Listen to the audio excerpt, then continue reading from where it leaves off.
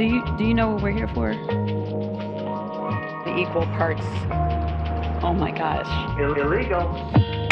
Do you know what we're here for? Don't be creepy. Help! I'm being refreshed! That's too much, man! What? It's a bold strategy, Kai. It pays off for him. Not gonna do it. Wouldn't be prudent at this juncture. Could you drum up? Thanks, Jeff, for the question. Don't even play. What now?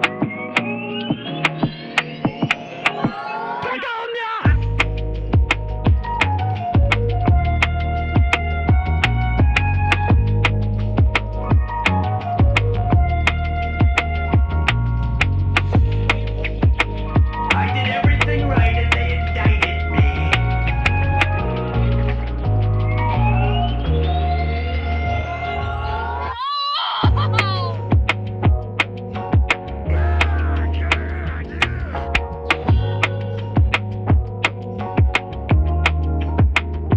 Read the Second Amendment?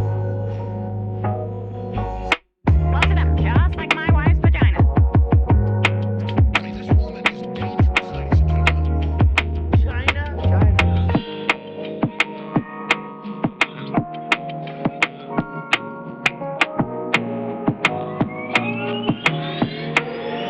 Follow the rich white man.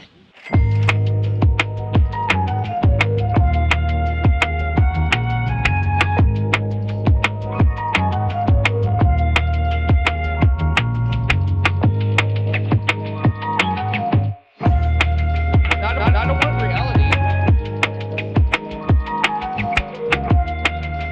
He looks good, and he looks hard.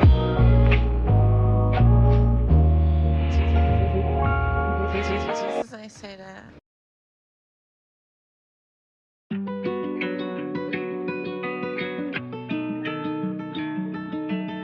No point in you betraying your future self to gratify your present self. It's a stupid game.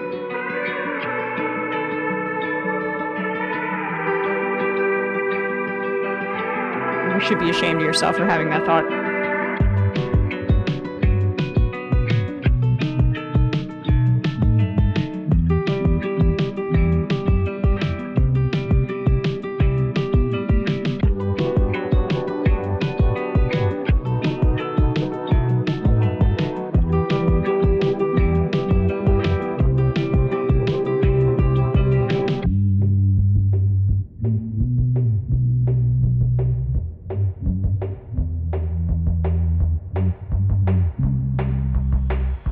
Climate and everything are the same word.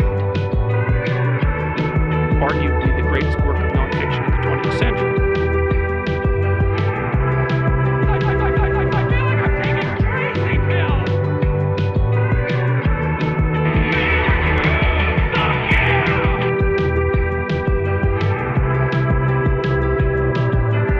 Donald Trump spent a lot of quality time with my wife. Illegal.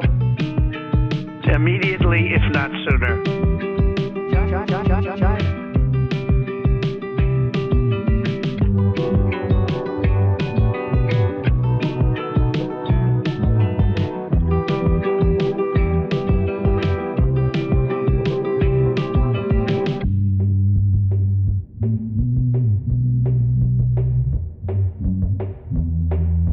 You supercalifragilisticexpialidocious bitch! What now? How rude!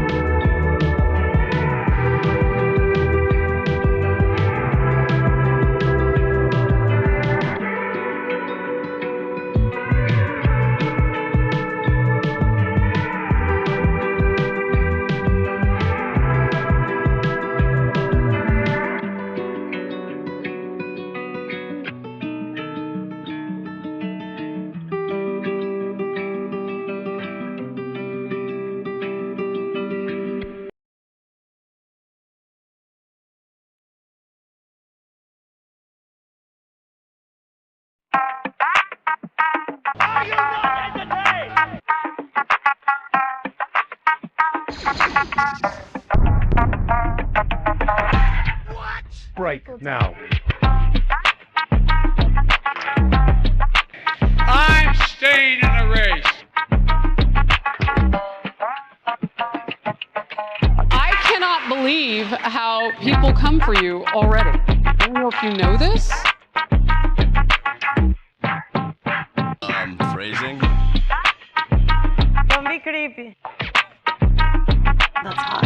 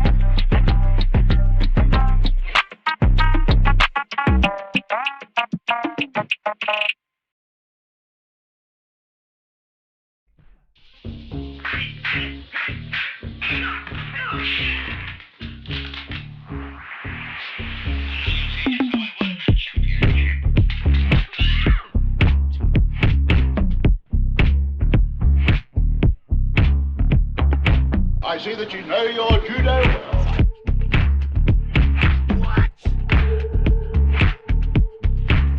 It's science. Help! Help! I'm being regressed! That's too much, man! Consequences.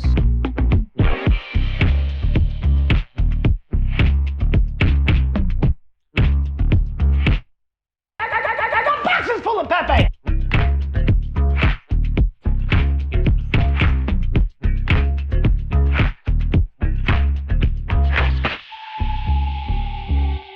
Oh, it never occurred to me. Interesting. It's just crazy enough to work. Yeah.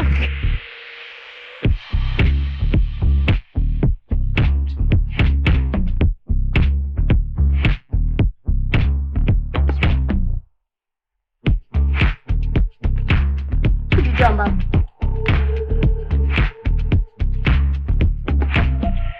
Oh, girl, baby, girl.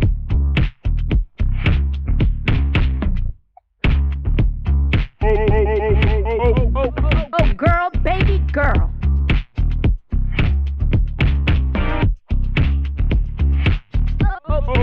Oh, girl, baby, girl.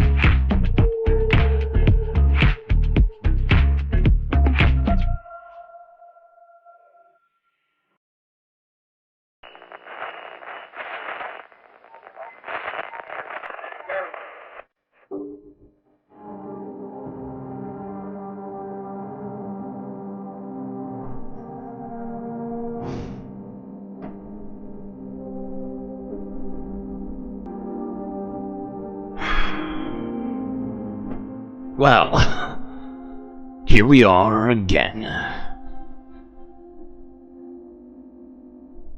Floating here in space.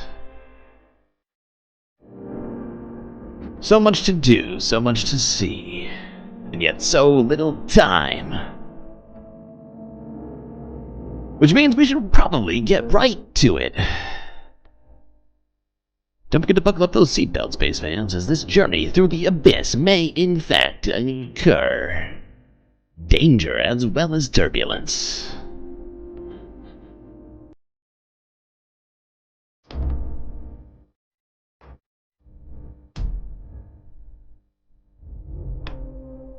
Well, good to see you all. Check it out. That's right, Halloween week, and I'm going to be revealing all of the Halloween decorations one by one, like some sort of a creepy Halloween advent calendar.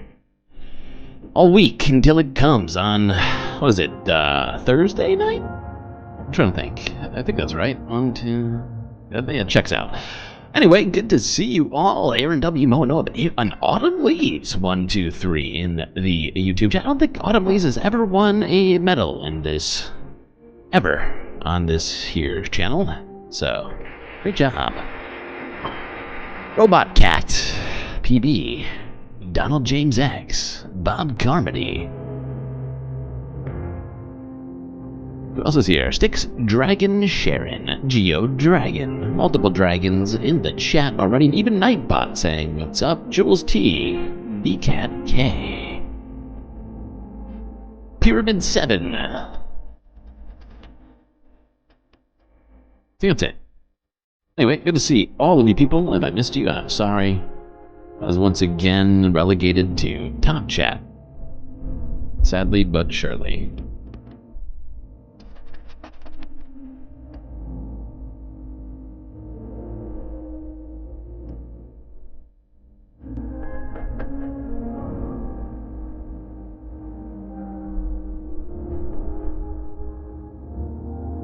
What's that goddamn feedback? Anybody else hearing the feedback? It's not really feedback, it's distortion. Alright, whatever. Let's start in the United States. Or if you didn't hear, Ben Shapiro has decided to get into debating again. Shock of shocks. Let's go back in time first. Why is it that a bill banning abortions after a woman has been pregnant for 6 weeks is not a return to the Dark Ages? What's your answer? My answer is something called science. Human life exists at conception. It ought to be protected. Now, back to my question to you. You purport to be an objective journalist. BBC purports to be an objective down-the-middle network. It obviously is not. It never has been. And you as a journalist are proceeding to call one side of the political aisle ignorant, barbaric, and sending us back to the Dark Ages. Why don't you just say that you're on the left? Is this so hard for you? Why can't you just be honest? Mr. Seriously, Shapiro, it's a serious question. Mr. Shapiro, if you only knew how ridiculous that statement is, you wouldn't have said it. I just asked you a question. And I asked you. It is ridiculous. It's like somebody now calling Piers Morgan out for being too far to the left. Just say it, Piers. You're a leftist. You're a communist leftist.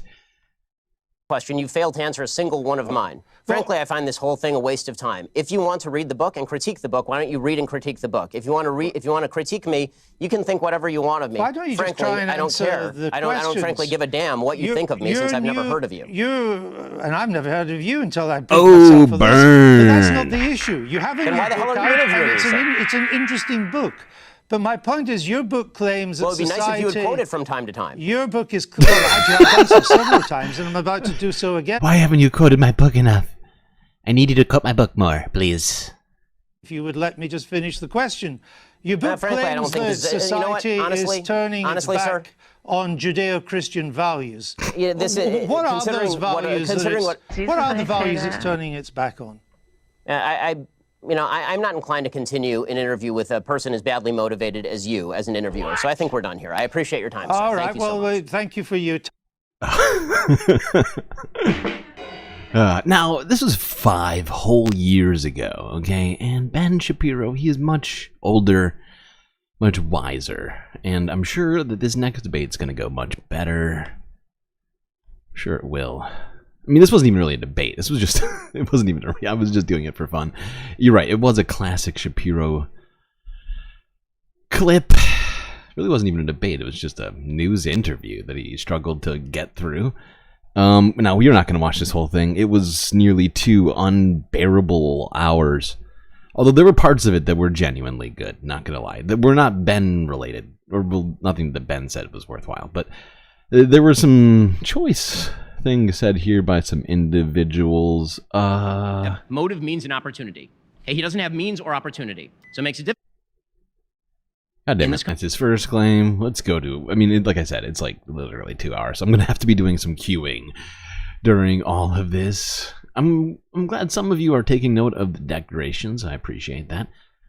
Some amount of work certainly was put into making it all happen. And this is only a slice that you're seeing tonight. You'll see some more tomorrow, and then you'll probably see some more on the streams we do during the week. And then finally, on Halloween, we will unleash all of the decorations I have, which is just, I mean, I have a ton of them. Not gonna lie. Hold on, let me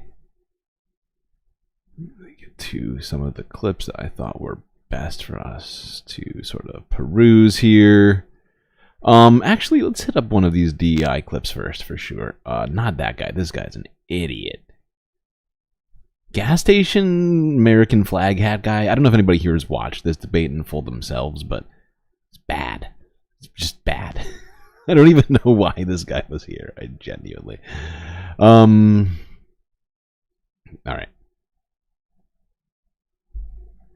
I think this one was actually. There's a few good ones. You know what? Let's go to here.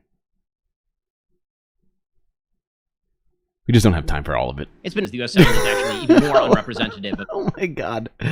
This is one of Ben's only debate tactics, right? One of his own, like his only like rhetorical device. This is just is pushing goalposts, switching, like, you know what I mean? Like, instead of actually addressing what the kid said, which was genuinely insightful and also certainly critique of Ben's own seemingly worldview.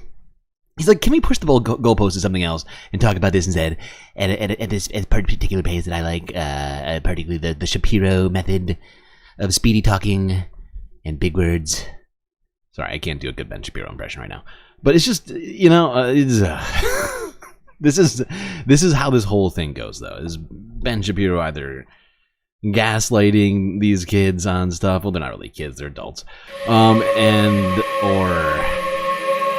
just changing topics, talking over people, or talking too fast all the time, until one particular moment actually suggesting, and Ben cut him off from actually explaining what he means here. I don't think he ever actually winds up explaining it, but I think that what he's actually just suggesting is that, because I mean, this whole premise of this debate is about Kamala Harris, right?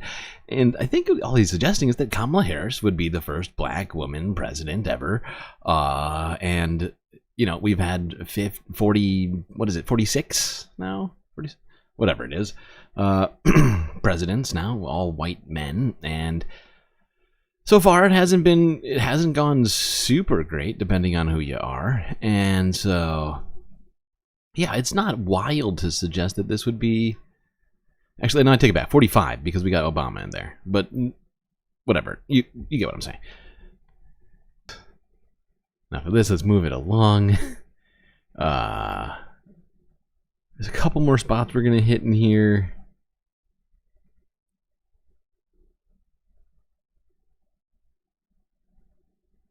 One Wyoming voter is worth the same as 62,000 California voters. That is a travesty. That is a goddamn travesty. And the fact is there's a bunch of things in here that I wish we could go over.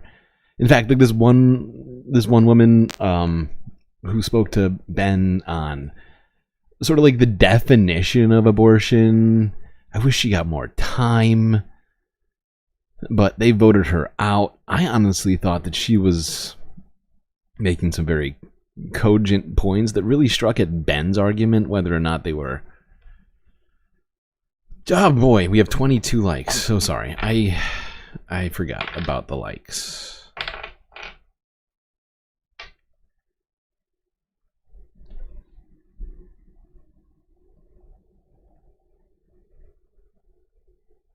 All right, yes, I've rolled for your emotional support. You will receive it shortly. Let's go here. I found this to be an incredible moment. Truly, I mean, just so many things happening here. But your argument contradicts itself. No, it really, really doesn't. I mean, the argument that you're making is that a born child Look.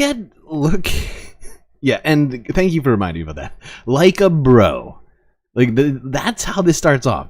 Ben Shapiro, this man, approaches the table, and Ben Shapiro immediately recognizes him as a man and treats him as such. You know, starts trying to, bro down with him and blah, blah, blah, and... and this discussion seems to be really perplexing him. If you look at his face when he's talking about this, he's trying to understand why we're talking about this. What about the existence? He's like, what, bro? Are you telling me that you got raped and blah blah? Like, he's still very, very on my face. What? In what world does Ben Shapiro think that a facial expression in some way portrays? I mean, like, what the fuck is he talking? I think you can clearly read. Before I came to this Jubilee Roundtable, I actually, if you can't tell, I put a stamp on my forehead. If you can't read it, it says, "I am steadfastly not against it." Okay, Ben.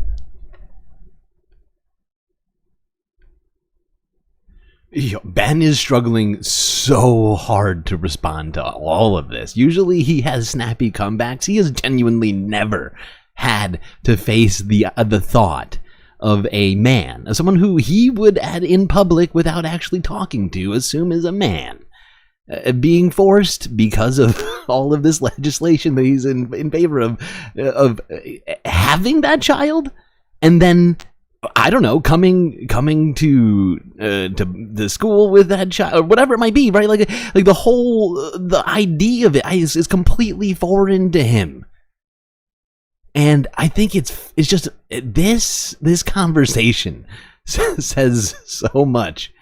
Just his lack of like you'll see. I mean, oh boy. Okay, I just found that to be an incredibly powerful. I mean, not just the statement, the way he chose to address Ben from the beginning to the end, I thought was just perfect.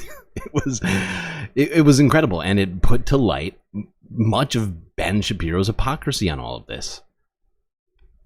And Ben really had nothing to say in response to this. Nothing that was, the sort of usual Ben snappy, ooh, let's clip this and put it on the internet type of thing. No, he got wrecked.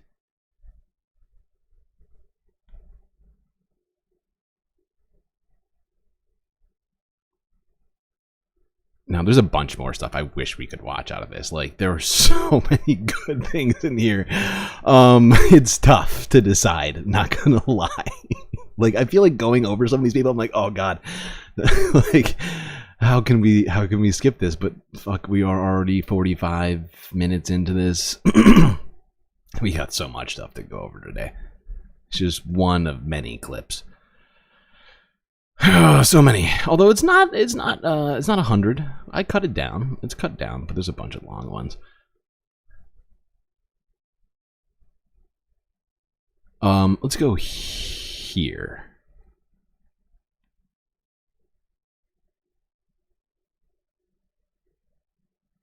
This is, I think, Ben's kryptonite.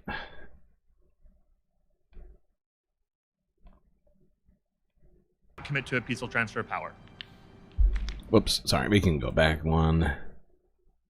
There we go. Pretty quickly. I mean, there's multiple things he could have chosen not to do in the first place. Right? Like, we all know the incredibly inflammatory speech he gave at the Jan 6th. I mean, I don't even know what word to use for it most times. Because it's sort of, it's unclear. It was sort of an amorphous mob, really, that was prepared for Trump to, tell them what to do. That was essentially the whole premise of it, right? And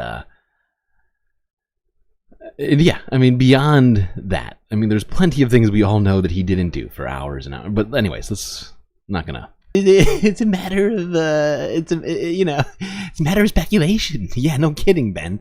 This is supposed to be a discussion, and yet every time something comes up that makes Ben uncomfortable, he's like, yeah, we could get into the weeds. We could get all rhetorical with this, and it's like, bro, this is literally the place for that. So quit pretending like you're, going down a road nobody wants you to go down. And fact is that I'm sorry, I got distracted by just making fun of Ben. But the point is that this like the suggestion that oh my god, policy violations, say, for covering this? You're shitting me. Really? Wow. Okay. Jeez. So sorry for discussing something about discourse. So rude. So rude of me.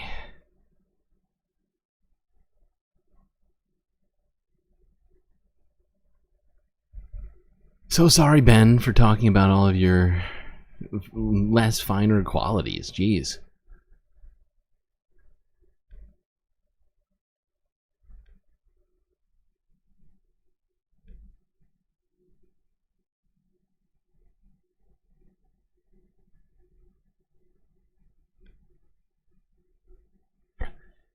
Jesus Christ.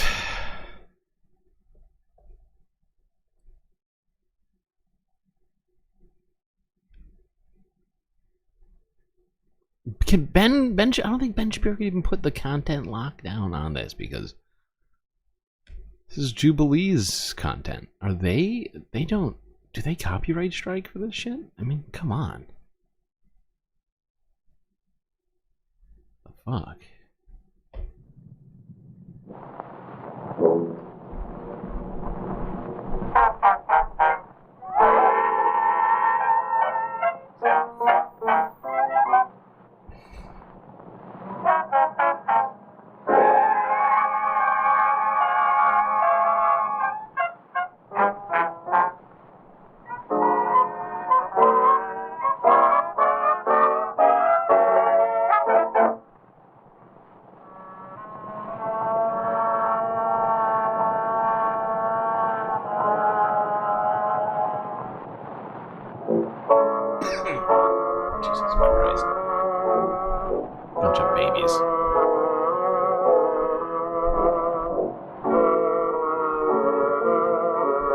What bugs the hell out of me is people who do content about discourse that, I think most people would deem to be important. They certainly seem to take it seriously, but then when people want to discuss it, when people want to, as a group talk about it, suddenly the DMCAs come out and all this other shit, and it just seems counterintuitive if you want people to see said discourse.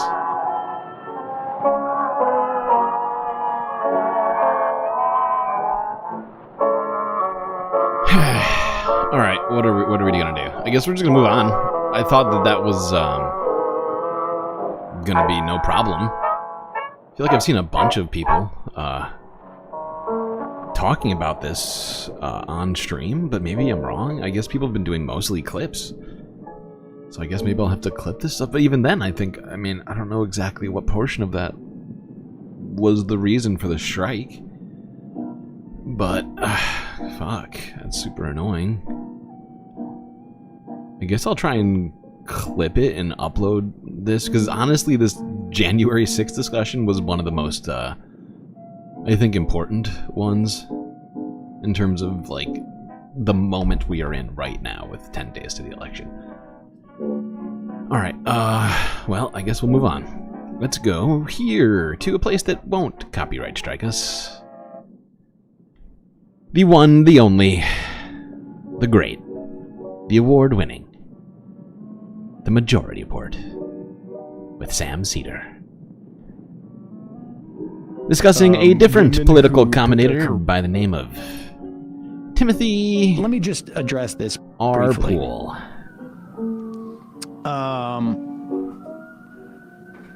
We will discuss the seeming meltdown that Tim Pool seems to be having. I think it's public knowledge, or largely, that Tim invited me on to his show for November 1st. That involves some travel. Anybody who knows me knows I don't like to travel. Anybody who knows me knows that. Sam has been complaining about this ever since he realized that it was the day after Halloween. He was like, what's happening here? What did I get tricked into? Would rather not travel before the election. Anybody who knows me knows I've been traveling more than I like to. I went down to New Orleans for a radio conference a couple weeks ago. I went to Vegas. I had to go to Worcester for, the Jewish high holidays. So you hit the three big party capitals of America: New Orleans, Las Vegas. Can I say something here? I'm just going to say something real quick.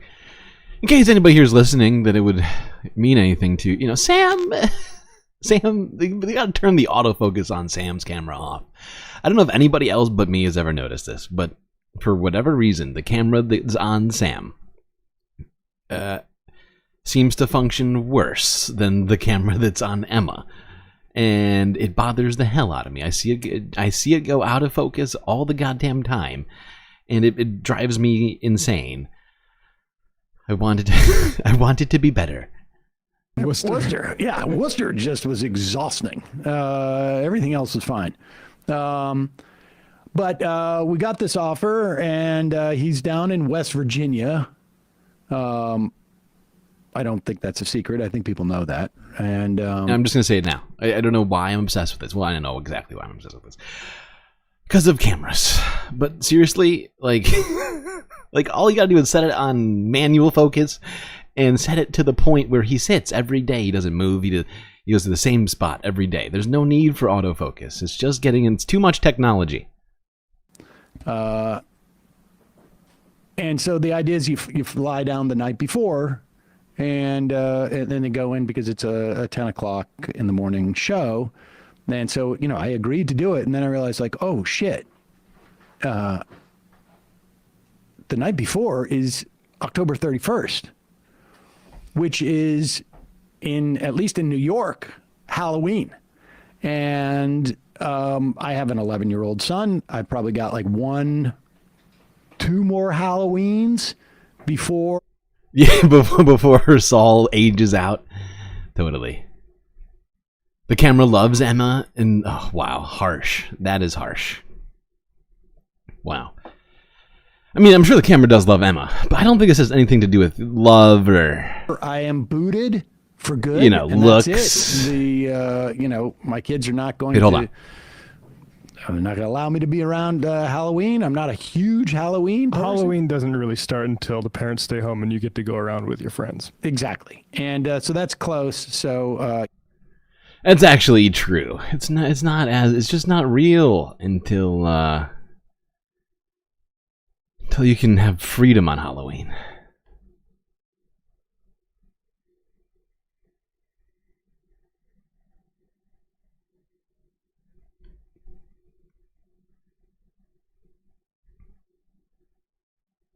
Oh, are they using 2 different cameras? I guess that makes sense.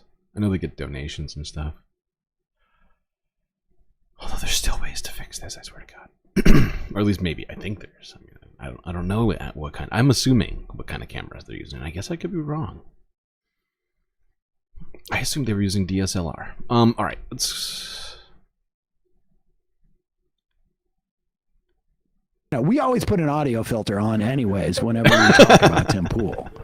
But here he is complaining. He's saying that he's got lazy employees. And he can't handle it anymore or something. We've had, there's not a single person here who can make sure that the show is over. But yeah, I think this might be the end. We are well off. It is not a financial thing. We make a lot of money, but piece by piece, the structure becomes bigger and bigger and bigger until it becomes impossible to manage. You know, I'd never call out anybody personally or individually. I would just say that like compounding, I don't know, laziness. Yeah. Okay. Now pause it for a second because I don't want that music to bang it. Now, when you cancel a show, what is like? If I was to tell you folks that I was canceling the show, would you guys think, oh, you're obviously canceling the show because of financial reasons? No. Like, I've been doing the show for 10, 15 years. Why would I all of a sudden be having financial problems, and that's why I canceled the show? It doesn't make any sense. But Tim wanted to address that very early on because he didn't want people to feel like it's because they're doing really well. I just think that's strange. I mean, in what world would that even make sense? Strange. Why would you quit because you're doing really well? You know, everybody, I just want to let you know that we're doing so good here at the Galactic News Network. I'm done. I'm just going to quit. That's it. Wrap it up. That's all it was. I just wanted to get to the point of doing really good. And now we can just say that we did it. And now it's time to do something else. That's it, folks. Okay, just kidding. Maybe he's just nervous. He wants people to know that he's doing fine. He's not worried. I mean, I can tell you that, like, we're a pretty lazy operation here. And what? And when, we have times where we have more members than others. There's times where we have more advertising than others. There's times that we have more viewers than others. And there's times where, I'm like, I can't believe we're doing great. And there are other times where I'm like, whoa, if this keeps up, what are we going to do going forward? But the Sam might have to start sleeping in the office. Closed down because of finances is weird to me. And I think like you get annoyed with people being lazy when it's not when your revenue is going gangbusters. Hey guys, we're doing 20% over what we did last year. Stop being so lazy. Less time at the skate park. It's just weird. It's just a weird. It's weird. It's a weird vibe. It really is. There's no other way to put it. Don't be creepy. All right. I'm going to keep it moving. But actually, I forgot. There's one other bit of this. I think, right? Isn't that in here somewhere? It is, I think. Right? Yeah. I almost got ahead of us. I got too far. We can't move. We can't quite move on just yet.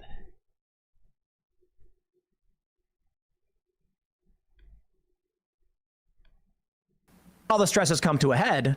We finally make the decision. Maybe we should just take care of ourselves and stop pushing as hard as we can to the point where our heads are going to explode and our eyes pop out of our heads. Pause it for a second. Now, have we established who the we is here? Is he talking about him, or is he referring to himself in the royal we, or is he talking about somebody else? The royal we. That was Allison or something. I assume. It's everybody and me technically. I guess if you want to be, a dick. Ourselves and stop pushing as hard as we can to the point where our heads are going to explode and our eyes pop out of our heads.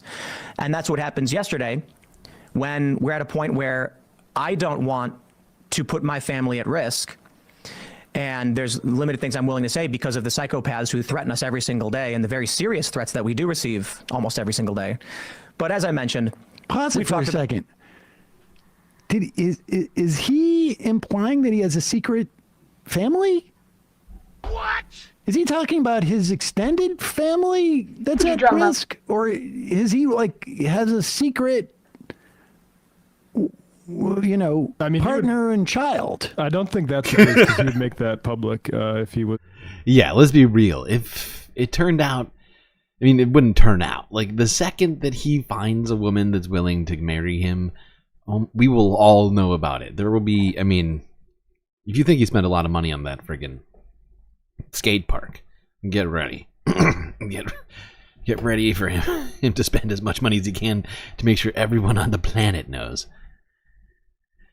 But there is speculation that really that this is just him saying he needs to spread his wings. That this is basically a ploy for him to find any woman watching his content that found him even slightly interesting to perhaps hit him up on the DMs. So I don't know. I wouldn't recommend it if I were you, but you know, to each their own.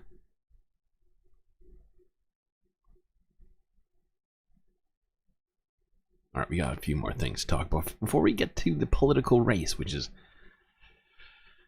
we're going to be talking about that very shortly. But first, we're going to talk about a particular piece of news that has been very much in parallel with the race, talked about on a number of occasions.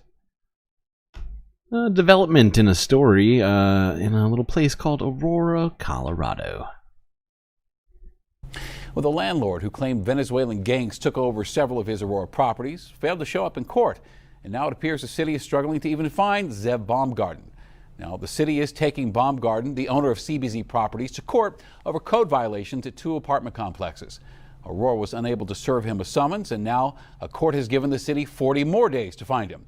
In August, Baumgarten claimed the Venezuelan gang Transgender had taken over several of his properties, and he says they scared off his staff, and that is why the complexes fell into disrepair. Aurora Mayor Mike Kaufman has called CBZ, quote, out-of-state slumlord. What got you excited to come to the Trump rally today? He's a good man. I love him. We need him. He saved the country. You love him? Yeah. Okay. Sorry. I got repressed by YouTube trying to play a second video. I should turn autoplay off when I do this. But yeah, so that guy who owns the building where the supposed Venezuelan gangs took over has, for a second time in a row, failed to show up to court in relation to the allegations that he is in fact a absentee slumlord that his tenants have been making on him. And I would say this, if you're trying to appear that you are not an absentee slumlord, best thing to do is probably actually show up to court. Just, I know it sounds radical, but just hear me out. Okay, I'm sorry, I'm done. let's move on to this. This is Good Ligers at another fucking Trump rally. Let's see how this goes.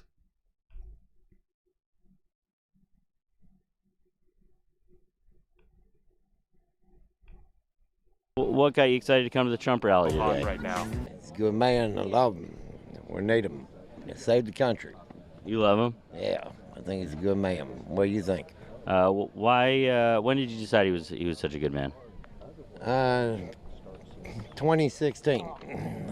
I liked his words, and I like he did everything he said he was going to do, and he did it. Hold on. What are some of those things that I'm sorry. Please hold.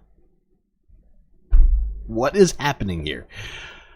This guy, I mean, the guy he's talking to is interesting. I need to look at what's happening in this man's hand. Right here. This guy with the plaid shirt. Is this a bag of loose cranberries this guy is carrying around? What the fuck is this? I cannot see it. No, it's not cranberries. Okay. For a second, I thought this was a goddamn bag of loose cranberries, and I was going to be utterly horrified, because who eats a bag of loose cranberries? But of course he's not. Okay, all right. Phew. I thought he was maybe like an alien, something like that. 2016. I liked his words, and I like he did everything he said he was going to do, and he did it. What are some of those things that he said and then he did? Give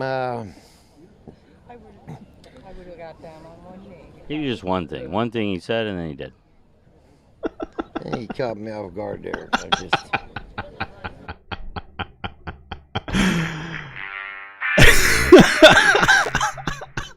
caught me off guard there. Excuse me? You're the one who just said the stuff that he said and then did were the reasons why you like him. And then you couldn't name one fucking thing. And that's him. He's throwing you. Why are you coming in here with difficult questions, man? I don't appreciate that.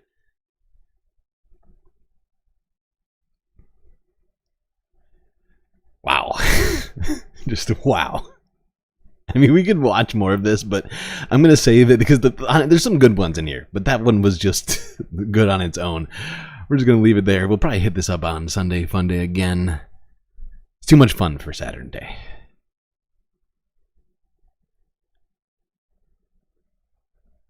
You eat dried sugared crab. Well, sure. But what I thought it was just a bag of fresh, just completely uncooked, like undried, whatever. Like that was literally just a bag of fresh cranberries. And I think it's because I was watching a video about cranberry harvesting earlier. It is fall, which is cranberry harvesting time.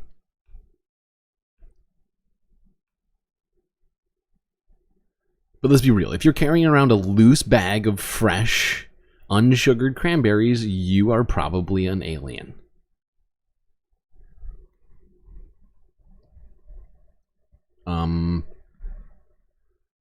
Okay, now I don't know why we're talking about it because it's not real. It didn't happen.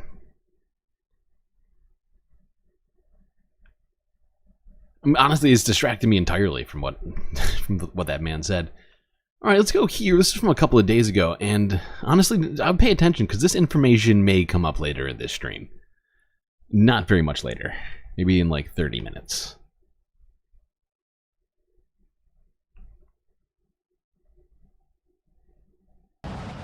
GOP Senate Minority Leader Mitch McConnell has some harsh words oh, God damn it. for his party under Donald Trump in an upcoming biography.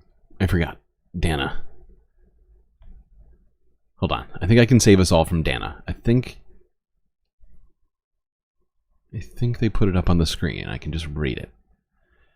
I know most people who watch this stream don't even want to see Dana, and for that, I don't blame you. Actually, it's totally fair. Oh boy, I don't think we can though. Wait. Yep. Oh, here it is. Actually, we talked about this, didn't we? We did talk about this. We did talk about this already. Why am I doing this again? Oh, right. I left this in here because of that. All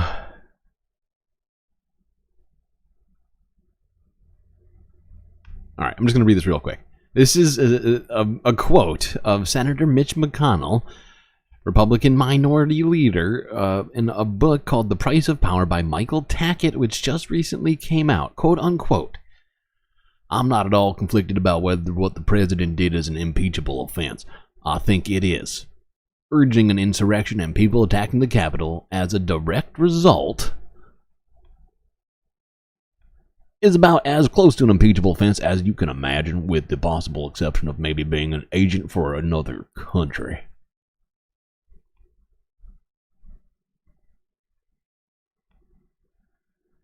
So yeah, there's, shockingly, Senator Mitch McConnell saying that Donald Trump basically the same thing as being he's an agent for another country and a threat to democracy and should have been impeached, even though at one point I could have sworn he was in the media saying that there was no reason to impeach him and that it was purely political nonsense. It's super weird. Very confusing. I feel like I'm just sort of floating through space trying to grasp at reality right now. All right, here's Donald Trump with his new favorite quote, which he came up with on the spot at a rally recently, if I recall correctly. But over the past 4 years, this state has become Kamala's staging ground to import her army of migrant gangs and illegal alien criminals into every state in America, and every state's a border state. You've heard that. It's true. Every state is a border state, even the ones in the middle. Bloodshed, suffering, and death all across our land. We're like a garbage can. We're like a garbage can. First time I said it was last night. Gave a speech in Las Vegas. 29,000 people It was an arena. We set the arena record. That was a big deal arena, too. We set the record, but it was an amazing crowd. The first time I ever said it, I don't know, it just came out, garbage can. We're like a garbage can for the rest of the world. Immediately upon taking... A garbage can of the world. That's his new favorite quote, and I don't know why he likes it so much. It doesn't even seem to be landing very well with his audience, but he's really stuck with it. I am considering doing like an animation of things we should put in the garbage can of America and of history. You might imagine of what sort of people might go in there. Now let's quickly go here to a rally at which Samuel L. Jackson, Spike Lee, who else was there? Fuck, my brain just went blank. Oh, God. Damn. Whatever. Those are at least 2 of 4 people that were there. Let's go to this quick clip from, who's this? Oh, this is me. I did this clip.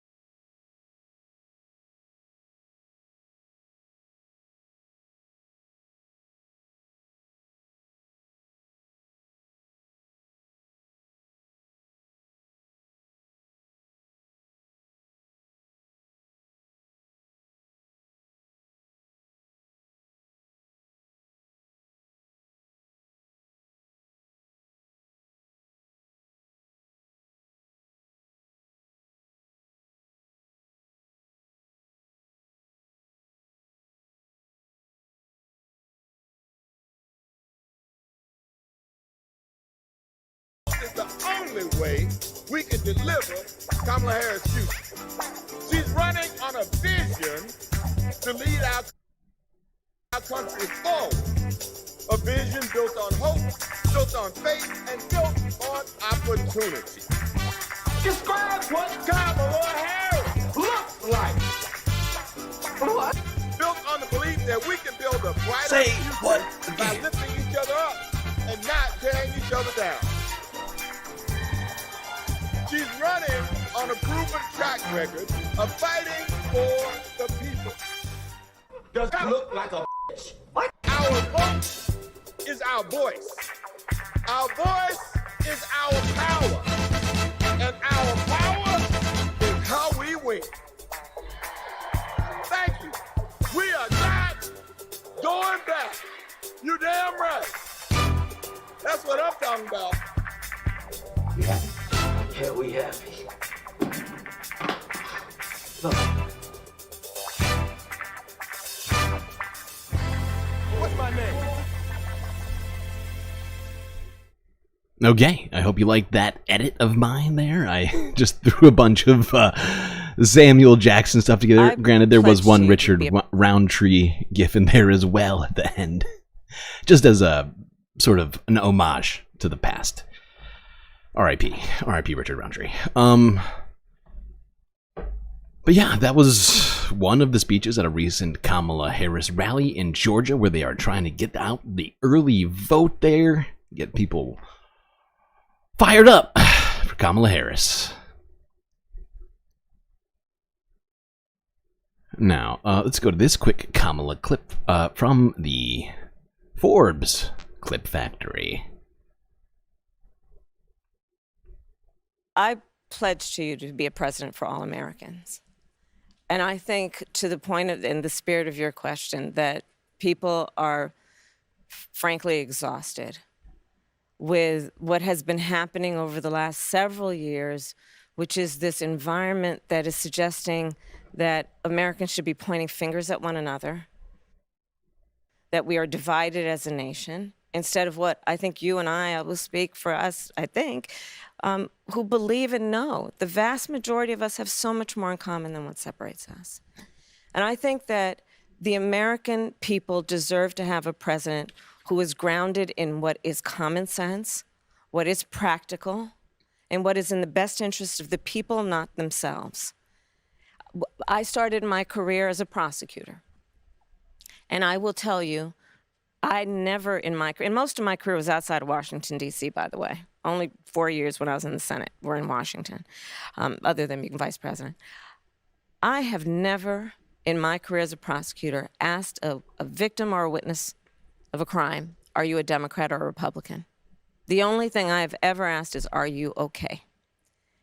And I do believe that is what the American people deserve in their president, and not someone who makes decisions based on who voted for them or what is in their personal interest. And I reference that because, as we know, it has been revealed that Donald Trump, when he was president, during extreme disasters, when it came time to determine how those areas, those people who had been traumatized by extreme weather would get relief, he asked the question, did they vote for him? I believe the American people deserve better. And they deserve a president who is focused on solutions, not sitting in the Oval Office plotting their revenge and retribution. That sounds about right. Okay, we have more Kamala quotes here to hit on, and other things to look at. There's been a bunch of stuff happening. Everybody's out there just doing whatever they can to sort of make their case here going into the last week of the election. Your vote's not going to happen. Aren't you in Minnesota? We need your vote. I'm sorry, Disco. You're going to have to. You're going to have to. I mean, obviously, it's you're completely free to do whatever you want, but, you know, I think we can quantify who's better in this particular binary choice. In Minnesota, I mean, for now, we're looking okay, but, I mean, I don't know. Yeah, I guess we're fine. I don't know. Just the state of everything has got me real concerned. The numbers that we've been looking at, my God, they're bad. You think you're the only solid blue state? Okay. All right. All right.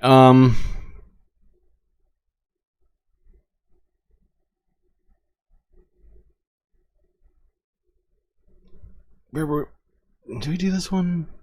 Yeah, no, let's go to this.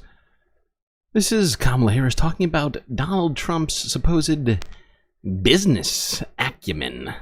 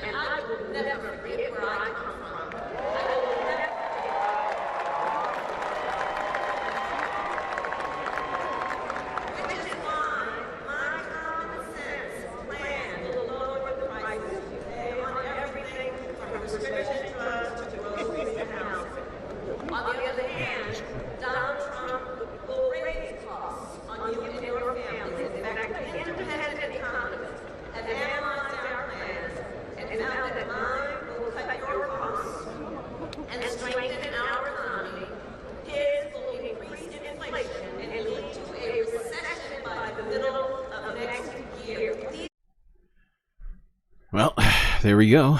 And I mean, she does do a bunch of her sort of normal talking points on this, so I'm going to skip past that. But yeah, claiming that we will be in the middle of a recession by next year if Donald Trump becomes president. A sworn enemy. Someone has sworn some sort of a rivalry? What, a YouTube chat rivalry? What is happening in this crazy world we're living in?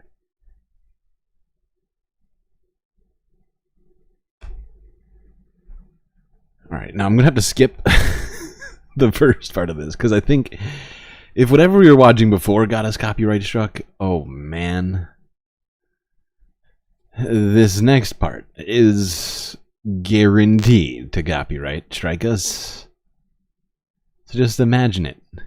All the single ladies, all the single ladies, all the single ladies, all the single ladies. That's right. Beyonce and Kelly Rowland came to talk at a Kamala Harris rally. How was that? Was it a good rendition? Let's take a quick peek at this.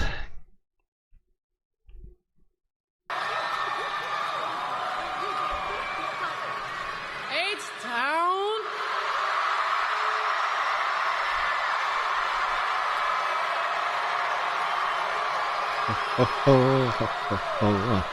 We are so happy to be standing here on this stage as proud country Texas women supporting and celebrating the one and only Vice President Kamala Harris.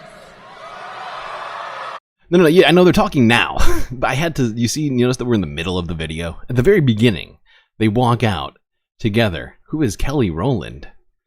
And Kelly is from Destiny's Child, the former and somewhat forgotten now early 2000s R&B trio that Beyonce was a part of, which made her famous. But at the beginning of it, they come out to, I can't remember what song it was. It wasn't actually Single Ladies, but I was just doing a random Beyonce song. But it was some, like, it was like either a Destiny's Child or a Beyonce song that would have definitely gotten us copyright struck, I'm pretty sure. One and only Vice President Kamala Harris. A woman who's been pushing for what this country really needs right now. Unity. It's impossible not to feel the energy in this room, the positivity, the community, the humanity. We are at the precipice of an incredible shift, the brink of history. I'm not here as a celebrity. I'm not here as a politician. I'm here as a mother. A mother who cares deeply about the world my children and all of our children live in. A world where we have the freedom to control our bodies. A world where we're not divided. Our past, our present, our future merge to meet us here.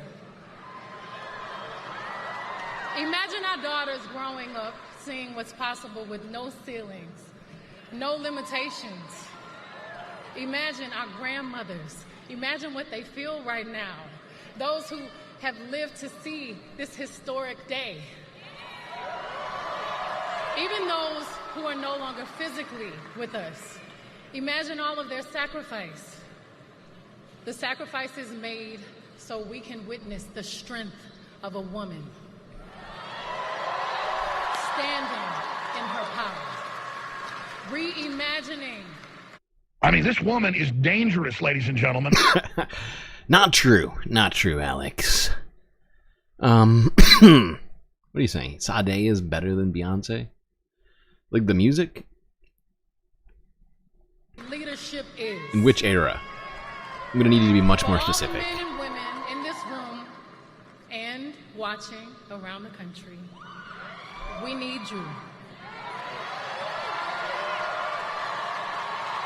Your voice has power and magnitude. Your vote is one of the most valuable tools, and we need you. Your freedom is your God-given right, your human right. Everybody say Texas. Texas. Texas plays a pivotal role to change the course of our future. Texans and Houstonians from 3rd Ward, River Oaks, Sugarland, 5th Ward, A-Leaf, Memorial, Southwest Side, North Side, all the way down to most cities. It would be interesting if somehow Democrats could take Texas. It would completely change everything about the electoral sort of vibes. I mean, it would massively. But I mean, I find it very hard to believe that they could carry Texas. But hey, they got Beyonce. So I don't know. Anything can happen.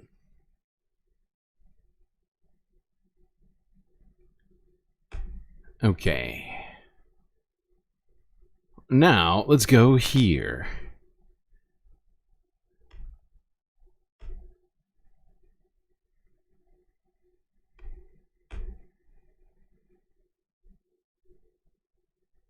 Well, thank you very much, and a very big hello to Michigan, which we're leading, by the way, by a lot.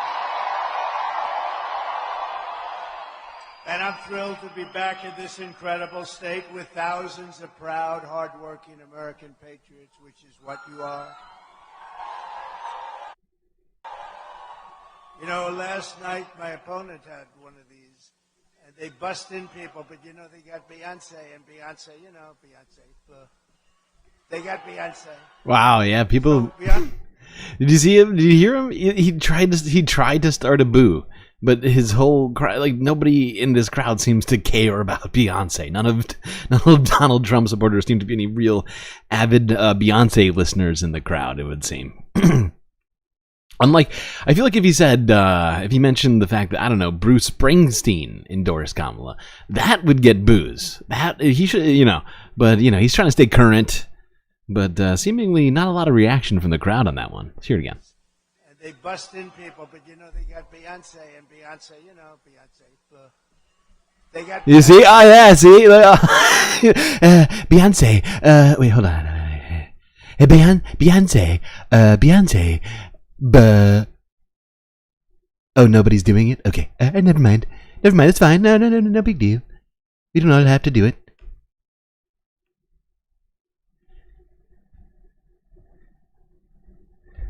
All right. Let's move it along. Let's go here. Oh, this is the video that's going to perhaps sort of recall the past of this stream and of actual history here. As a reporter, actually, wait, no, this is not the one. Wait, is this the one? Oh, yeah, this is the one. So Kamala Harris was asked by reporters about some things that were recently said by Mitch McConnell, apparently, and Mike Johnson. I wonder what they're saying over there.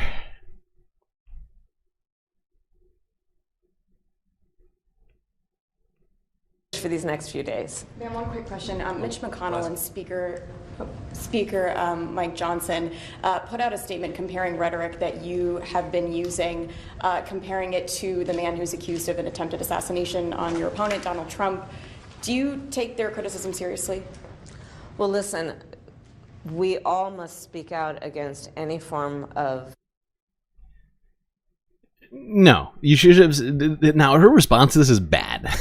Okay, what she should have said is no, I don't take them seriously. Who Mitch McConnell and Mike Johnson, two background ghouls from Scooby-Doo.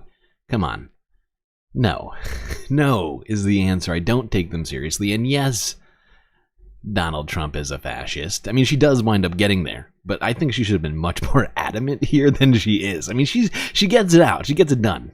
But if I were her, I would just been, no, I do not. I do not take them. They can go fuck themselves.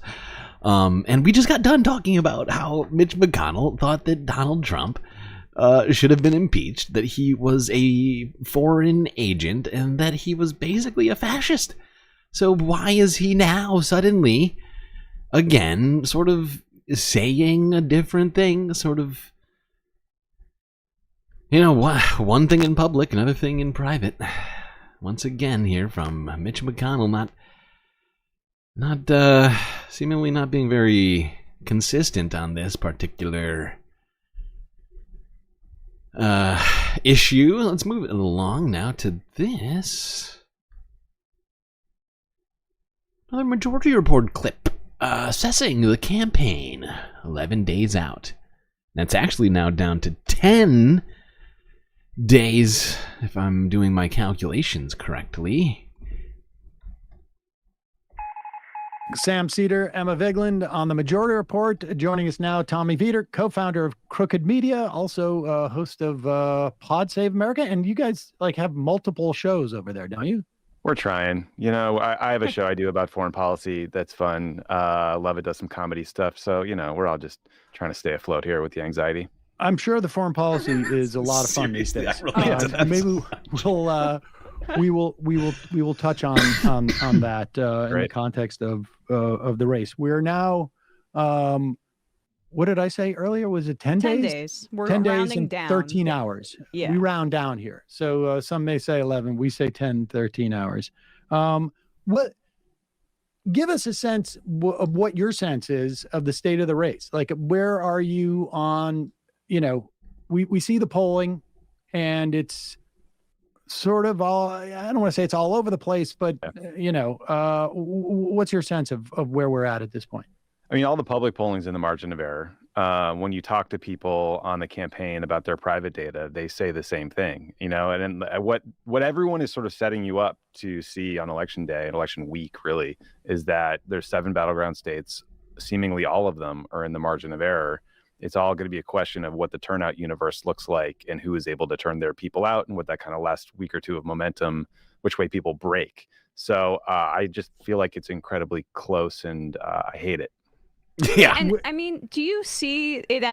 Yeah, that's exactly where I'm at right now. Because we do not have to go back that far. Where we were talking about us going into the month of October with Kamala being up 3 points in many of the swing states, or at least some decent number that was almost outside of the margin of error in some places, and up even much more in the national polls. I think she got up to close to 4.5% in the national. Now she's way down in all of those, and it's tied up in way too many places, and the electoral map is a goddamn disaster. We've been looking at that too. So, it's been I've been feeling this. I've been feeling this vibe. I'm not feeling super confident or great about this, and I've been saying we need to shore up things so that we can be going into November 5th feeling some amount of confidence. But perhaps the lack of confidence will get people out to vote. I don't know. I can't really do the mass psychology, but you get what I'm saying. Maybe in theory, maybe that could work. I don't know. Close as the media I don't like is betting on portraying. that. I mean, this is a little bit of my frustration has been that yesterday Marist had polling that showed that Trump was effectively tied with Harris in 3 must-win states for him: Georgia, Arizona, and North Carolina. If he loses any of those states, it's hard to imagine that he wins the race. And so when you look at the consistency across these must-win states for both Trump and Harris, I get a little bit annoyed when I hear constantly on cable news that this is the closest race in history, because frankly, to me, it feels... What's happening in chat right now? What am I missing here?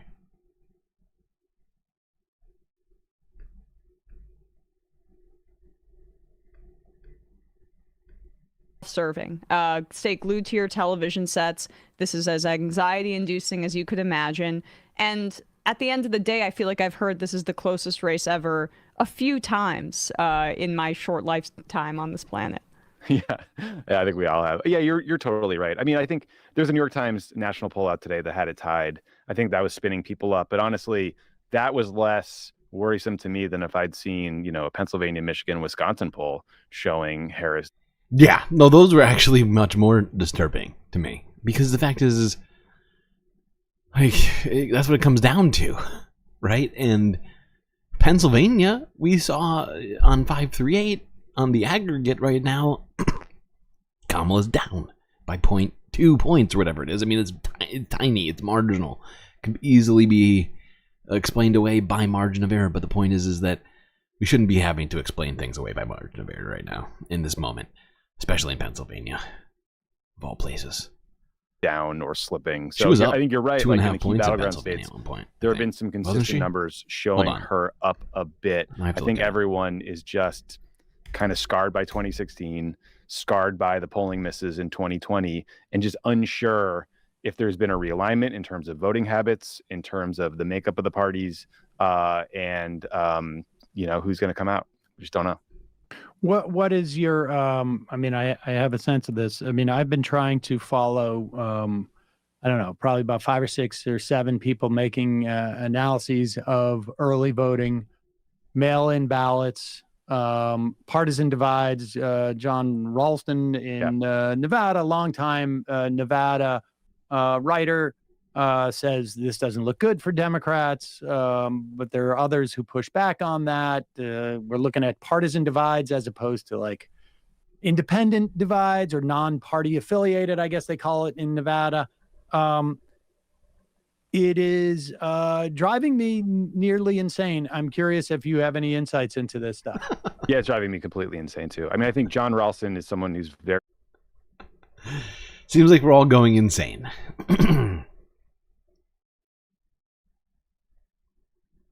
Emma looks like she's staring into the abyss right now, actually, now that I'm looking at it. Because she hadn't talked the whole time. I really wasn't even looking at her. Now that I'm looking at her, it genuinely looks like she's staring into the abyss. Oh, boy. It's okay, everybody. It's okay. We have each other still.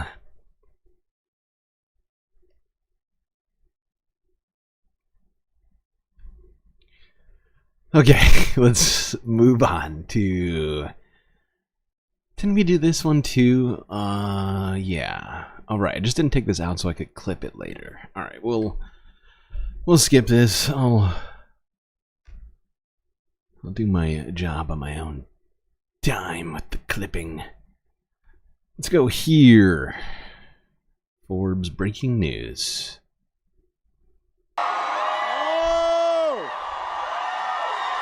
Uh-oh. Obama's back. Yes, sir. It's good to be back. Good to be back in North Carolina. It is good to be back. It is good to be back in Charlotte.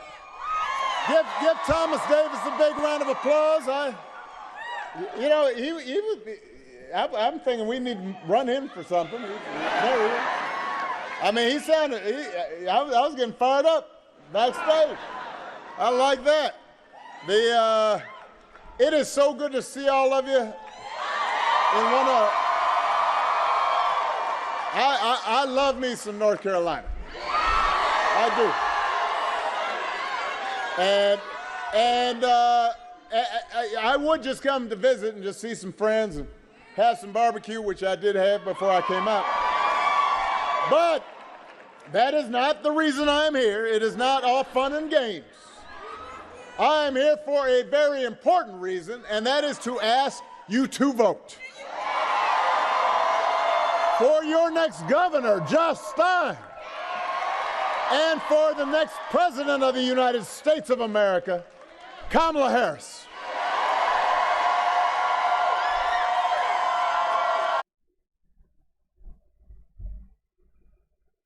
Okay, now let's go straight to this one.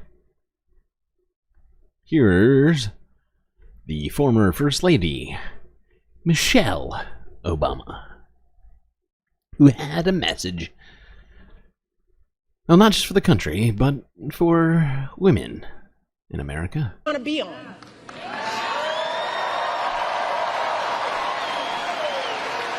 Also, actually, men. It was both men. It's men and women. It's really. I mean, it truly is a message to the whole country. I don't know why I'm trying to make it more specific. Congratulations on 400 subscribers. Did we hit 400? Let's go. Let's go. Let's celebrate, everybody. A little dance. A little dance. A little dancing. Oh, yeah. Feeling dancing.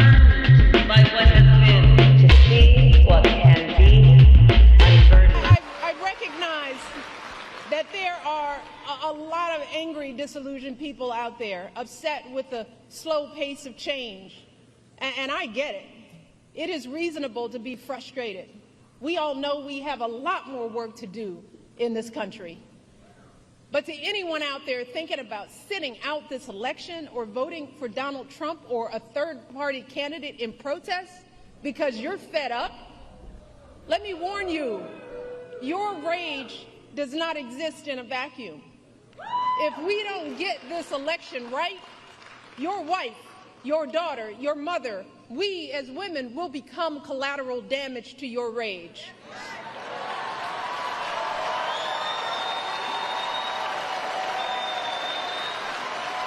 So, are you as men prepared to look into the eyes of the women and children you love and tell them that you supported this assault on our safety? And to the women listening, we have every right to demand that the men in our lives do better by us.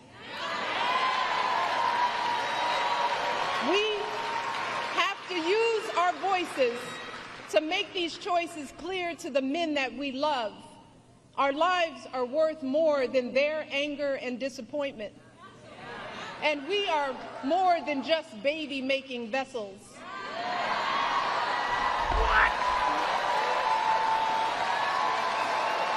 And if you are a woman who lives in a household of men that don't listen to you or value your opinion, just remember that your vote is a private matter.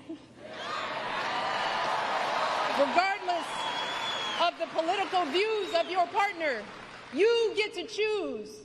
You get to use your judgment and cast your vote for yourself and the women in your life. Remember, women, standing up for what is best for us can make the difference in this election.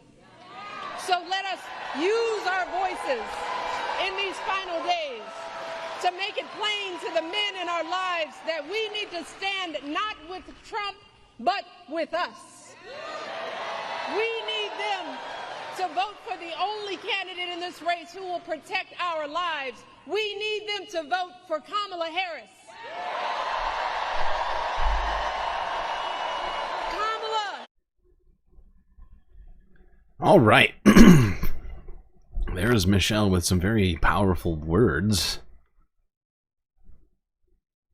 And while it was directed towards women, I do believe men should be hearing that message also. Because, you know, she's not wrong. She's not wrong.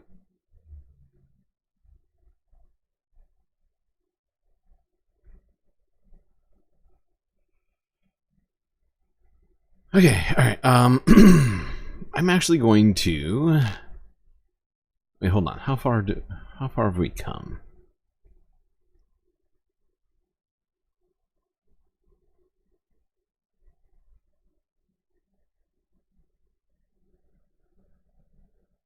How are we doing on time? 4:42. I guess I'm doing okay. I was thinking we would take a break, but I think we're okay. So let's just go on to this. This is Forbes breaking news from 2 hours ago. Tim Walz at a Pennsylvania rally decided to discuss Social Security and what Donald Trump happens to think about it. You know how much it costs to make it? $5. So you saw it in Florida. We have a hurricane coming. Oh, that's weird. Airline prices went through the roof. because people were trying to fly to safety away from that. That's not capitalism. That's price gouging, and it's immoral. And then for all of you, those in the middle, the sandwich generation, making childcare more affordable, doing a tax credit for child tax credit, making sure we have universal pre-K, then doing things like we did in Minnesota, free breakfast and lunch at our schools so kids can eat and get done. Those things. I'll make the case. Kamala Harris is providing, and those of us in the middle in that sandwich generation, I got a 18-year-old, and I've got a nearly 90-year-old. And she proposed something, and I watched. Young folks in here, I know you don't get it, doesn't really resonate with you. Once you get 60, you really care about Medicare, I'll tell you that. You really start caring. Because Medicare and Social Security are the two greatest anti-poverty programs that we've ever implemented. They're important. She proposed something that's a game changer. Having Medicare pay for in-home care for people so they can stay in their homes. Stay in their homes. And I did not know this until I saw it with my mother using it, that Kamala's proposing, because it doesn't happen now, is that Medicare pay for vision and hearing aids and glasses. When my mom finally bought and was able to get a hearing aid, she was a hell of a lot more fun. We could hear her then. She was engaged. Now look, no kidding. Came out under Donald Trump that his plan would bankrupt Social Security in 6 years. He called it a Ponzi scheme. J.D. Vance said it was the biggest obstacle to fiscal sanity ever. You all know how Social Security works. We pay into it, damn it. We pay into it. And it pays back out. And I'll tell you what, if it's not there, imagine what things are like. For my family, I'm a teenager, my little brother's in elementary school, my dad dies, my mom is a stay-at-home mom. It's Social Security survivor benefits that get us through. They keep our family alive. These are tough people in Pennsylvania, tough people in Minnesota. For God's sakes, you could have moved on to California where it's warm, but oh no, you stopped here. And you stopped in Minnesota, and you carved out a life. That's what you did. But every one of us knows how to pull ourselves up by our bootstraps. We didn't have any boots. That's what Social Security survivor benefits do. That's what Social Security means to seniors. But look, I'll give Donald Trump this. From his perspective, why the hell should he care about Social Security check? His dad gave him $400 million, and he's sitting down at Mar-a-Lago. He doesn't care if the Social Security check gets deposited or not. Seriously. Donald Trump has never worried about, a check such as a Social Security check clearing into his bank account. No, he's more worried about billionaire benefactor checks for millions and billions of dollars. Not the, few $100s or so a week that seniors get from those checks, which is not a lot of money, in the grand scheme of things. All right, let's go here.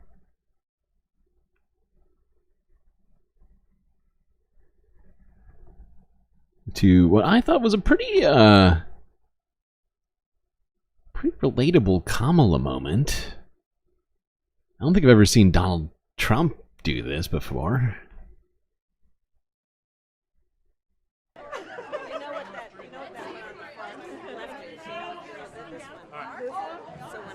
that was my first day after I was inaugurated DA, which was my first position. And I got into the office and I challenged the incumbent when I ran. And he didn't leave me any furniture. Where you had to sit. All right. Hi guys, how are you? It's great. I think are we sitting? Do you want to sit? Can we sit? All right.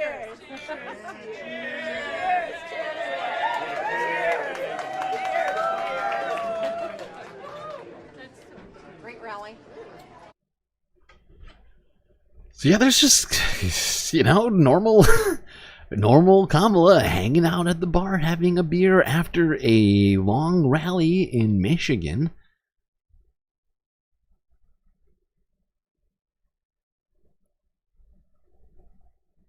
Donald Trump would never do that.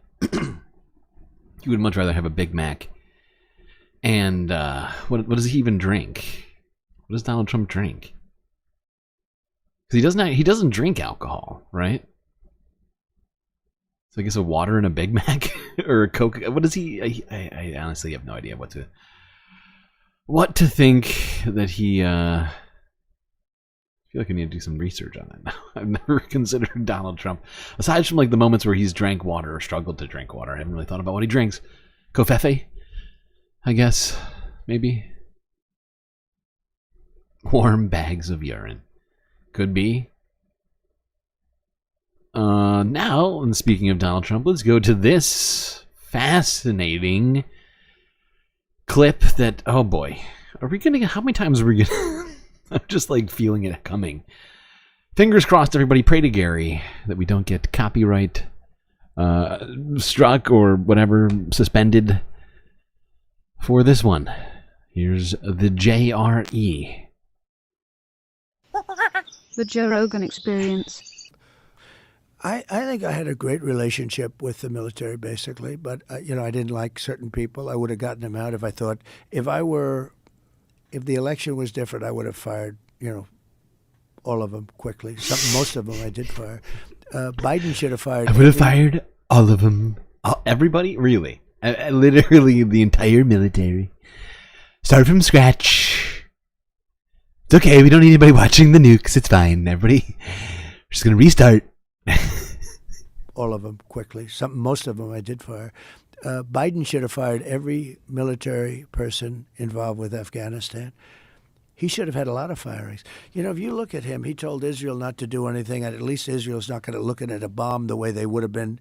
Think if they listened to Biden, they'd be waiting for a bomb to drop on their head right now. What? He's been wrong about so much. I guess you'd have to say that. I'm sorry, what is he talking about? Up on their head right now. Biden. Thing, at least Israel's not going to look at a bomb the way they would have been. Think if they listened to Biden, they'd be waiting for a bomb to drop on their head right now. He's been wrong about so much. I guess you'd have to say that she's been wrong too, because she always said they made the decision together. But Israel didn't follow his advice, and I think it was a very the Middle East is rapidly changing. Okay, before I let him talk anymore. Now, I found this very interesting. Donald Trump is claiming that somehow Joe Biden has not done enough for Israel. Now, we all know how many billions of dollars that Joe Biden has personally signed off on for Israel. I mean, it's a wild number. And I think we all know his policies and his personal beliefs. But if for whatever reason anybody here somehow confused on that, before we get any further with this clip, we are going to go and watch a few other clips. A few choice selection I have brought to you here. Were I a Jew, I would be a Zionist. And my father pointed out to me, I did not need to be a Jew to be a Zionist. For I am. Israel is essential to the security of Jews worldwide. Wow. Okay. My administration's support for Israel's security is rock solid and unwavering. Let me say this as clearly as I can. This is not a moment for any party hostile to Israel to exploit these attacks to seek advantage. The world is watching. Yeah.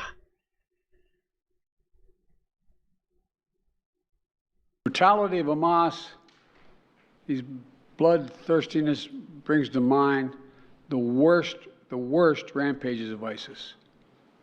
This is terrorism. But sadly, for the Jewish people, it's not new. This attack has brought to the surface painful memories and the scars left by a millennia of anti-Semitism and genocide of the Jewish people. This guy, not according to Donald Trump, if Israel had listened to him, they would be waiting for bombs to drop on their head. Right. Okay. It's an interesting tactic. I'm not sure anyone believes it. I guess there must be some people out there who hear it and it's Donald Trump saying it and they believe it immediately. But I mean, wow, you have to have zero sort of awareness, I think, to believe that, in my opinion. Let's go on back to this JRE clip. Because that wasn't all he said. He said a bunch of other fun stuff. Where were we at? We were like, right The here, I want to say. experience. Maybe further back.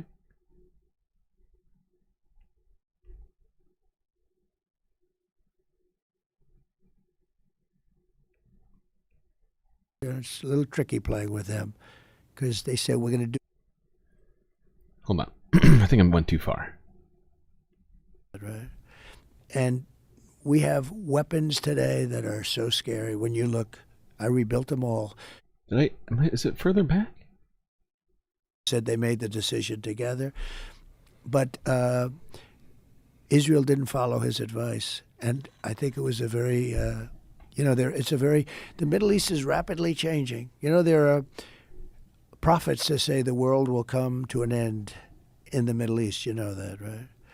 And we have weapons today. Wow. You know who he's talking about, right? So while Trump is here saying that, and he's been quoted many times saying, you're not really Jewish if you're not pro-Israel and blah blah blah.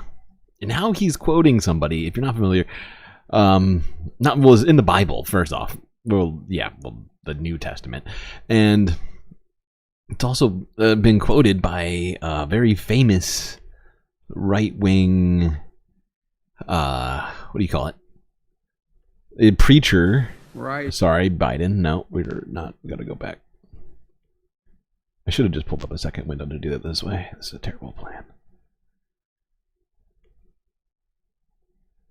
John Hagee.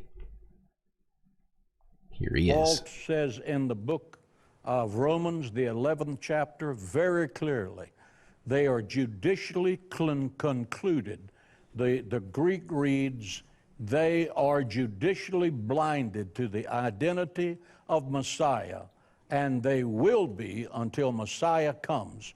And they see him, Zechariah said, whom they have pierced. The Hebrew word is riven side. They're not going to believe in Messiah till they see him. And they're going to ask for the riven side because they have just 3.5 years or 7 years before seen or made a deal with the Antichrist, who's the false Messiah, and they're extremely skeptical of that. They're not going to come to the Lord Jesus Christ by teaching. They're going to come to the Lord Jesus Christ at the end of the tribulation when they come to the end of themselves. They're going to be, 2/3 of them are going to die. That 1/3 that's left at the end is going to finally come to the end of themselves. They will not look to Egypt. They will not look to the United States. Yeah. The Messiah will appear, and they will give their hearts to him when they have finally come to the end of themselves. It's not going to be through a process of education. It's going to be through a process of a horrible Holocaust.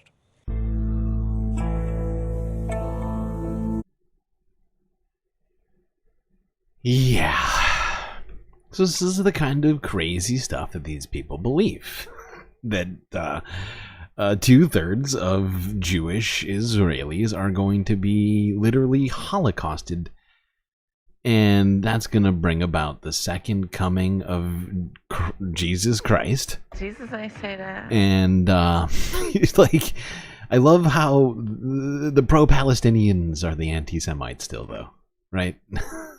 and yet somehow people like Trump are able to both quote stuff like this and also claim to be like less, like it's just wild, the state of everything. I think there was a little bit more I wanted to get from this stupid freaking JRE clip.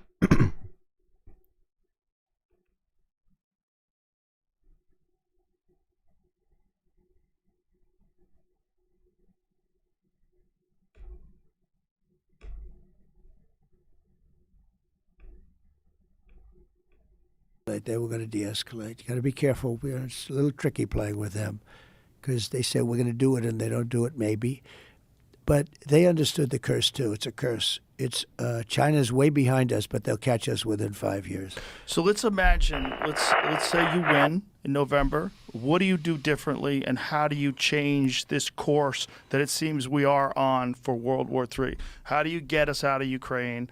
How do you stop what's going on in the Middle East? How do you put a stop to this? Well, it's a very to me, it's an easy question because I think I can do it easily, but it's a complex question in the sense that the times change. Every day changes. Very easy, but it's also complex. I mean, Russia's a war machine. Whether you like it or not, it just grinds along. You speak to people like Viktor Orban, and he'll tell you it's just a big, fat war machine. And that's what... He says it like he's genuinely sort of like praising this Russian war machine. He's like, it's the very biggest one. Just there's only one that's better. You know which one, and only when I'm in charge of it. He'll tell you it's just a big, fat war machine, and that's what's happening. You look at what's happened to Ukraine. If I were there, it would have never happened. But what could you do now? If you get into office in January, what could you do now?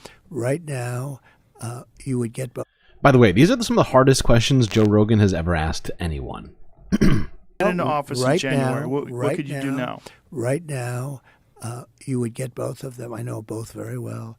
And again, I do not want to tell you, for the purpose of looking smart to 5 people that, that say, oh, he was great, because... So what he's going to do is go, hey, people, they were saying that I was doing a really good job, and people, they're just going to see that I'm doing a good job, and they're going to know, oh boy, we don't want to mess with that, so we're just going to, and then, it'd be great. It'd be great, Joe. But by the way, had anybody ever seen Joe Rogan do a follow-up question in their life? I mean, the guy is notoriously just ill-equipped to handle any serious tasks, and yet somehow he managed to follow up on that question. And what's even better is that somehow Donald Trump just sort of doubled down on not answering it. I think he came here, he was like, okay, this is friendly territory. I don't have to prepare. No questions are going to be asked. For the purpose of looking smart to 5 people that, that say, oh, he was great. Because if I told you exactly what I do, I could never make the deal. All I can tell you is that I would meet with Putin, it's a secret deal. With him, and I know exactly what I'd say to each. You can't know. Nobody can know, Joe, but I got a plan. All right, it's a concept of a plan. But I can't. But if I tell you, it's like the Tooth Fairy, or not the Tooth. It's like God damn. What I'm trying to say.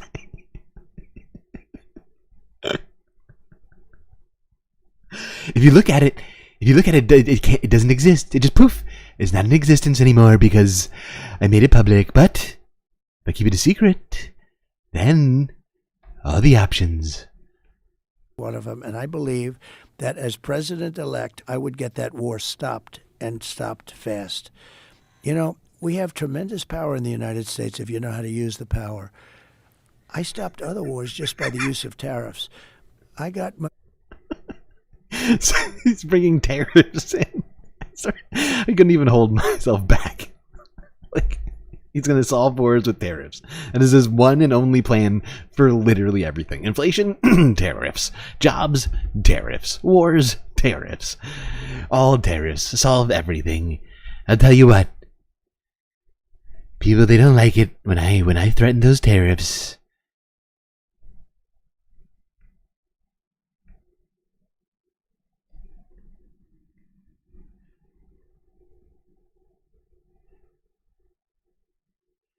I'm going to tell Israel, tariffs on the bombs.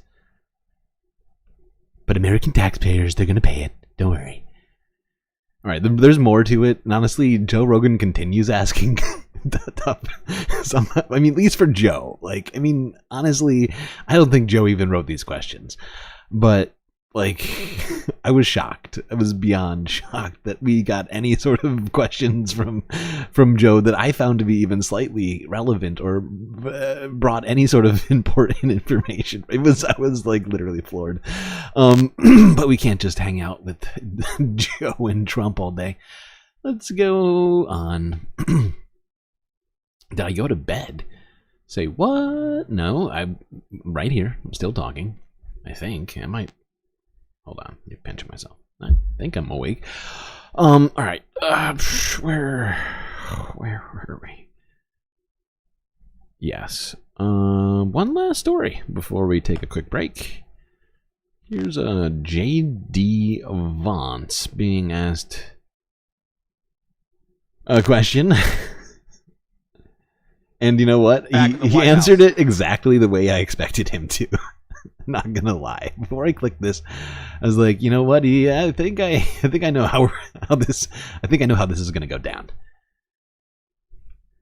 So this is a reporter asking J.D. Vance the question if he had any concerns about Elon Musk reportedly being in constant contact with Vladimir Putin. Well, not constant contact. I added that.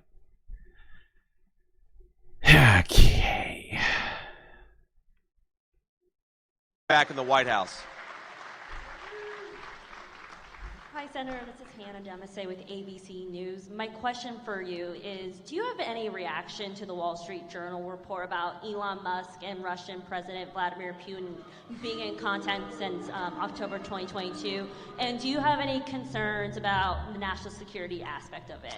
Yeah, so I have two responses to it. So first of all, Elon is a friend, and obviously he's a big supporter of the president and of mine. We're grateful for his support, but I'm not a spokesperson, right? So I'm not going to stand up here and try to pretend that I know everything that Elon Musk has ever done. But I'm not Elon's spokesperson. It's actually the other way around. Elon's our spokesperson who's paying us millions of dollars. I wouldn't want to say anything that would step on any toes and cause the flow of money to suddenly stop.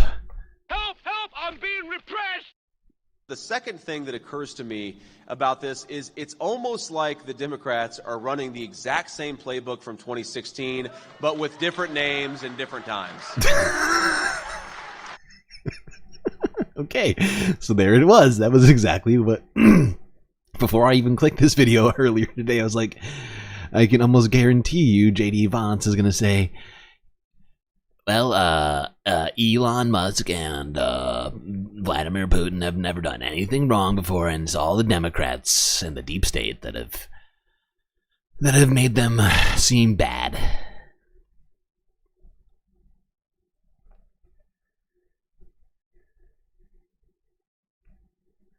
All right, break time.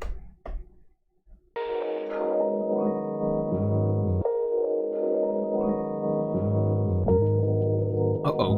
Whoa. Wait, hold on. Oh, no.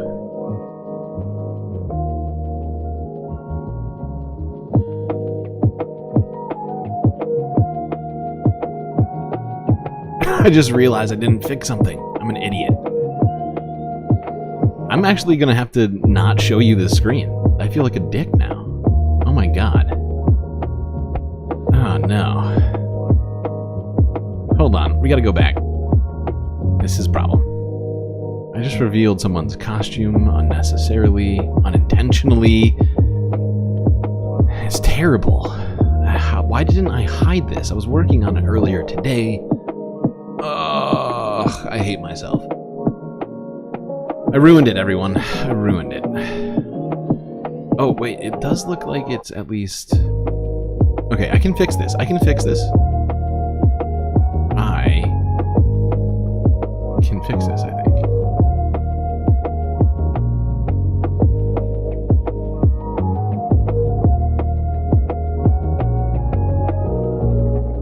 I think I can fix it. Come on. Be my friend. Well, anyway, we're gonna take a quick break here. If you haven't already, hit the like button. Don't forget to subscribe. Super helpful. So, trying to get to 500 subscribers, getting closer and closer every single day. Once you've gotten done doing those things, do consider becoming a contributor to the Galactic News Network, as we are completely funded by viewers like you. My favorite way is by going to Patreon, where for just a few US dollars a month, you can get access to a whole bunch of super sweet space benefits unseen by the rest of the goddamn galaxy. Other ways of contributing include Cash App, PayPal, Twitch,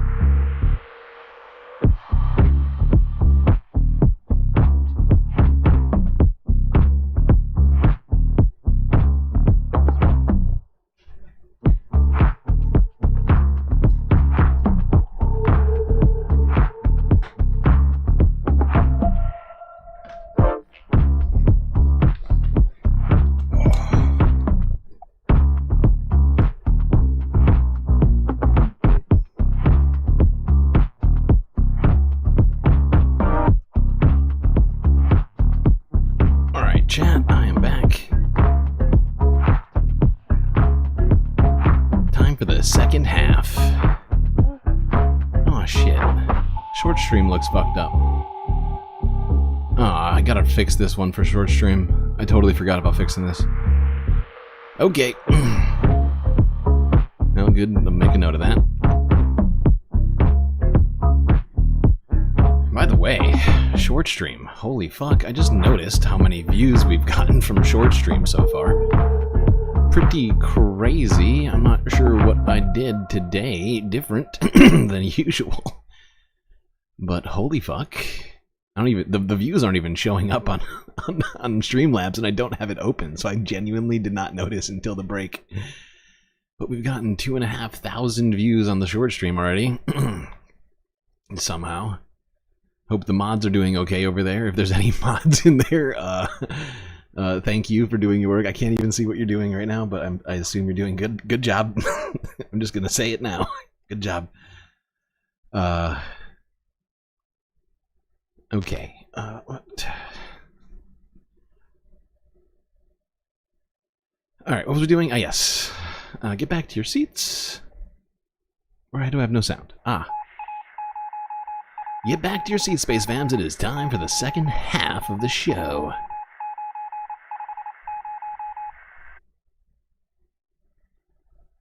And since it is Halloween week upcoming here, and we are sort of getting the celebrations going, I figured we'd start off the environmental talk with just some random Halloween stuff. Bella Diva Dance World is a Denver-based dance international dance company that's bringing movement to Colorado through a community of students. I'm here with Katie Brosna-Smith, the founder and artistic director of Bella Diva Dance World. So thank you so much for joining us. Of course. Thanks for having us. Yes. So let's start with the performers. What maybe inspired the Halloween-themed dance performance this year? Well, myself and my family have always been huge connoisseurs of Halloween, and we started doing the Broadway Halloween Parade 7 years ago. Yes. And we've been actually doing this Dancing Dead show since 2014 when it was over at Lanny's Clock Tower Cabaret.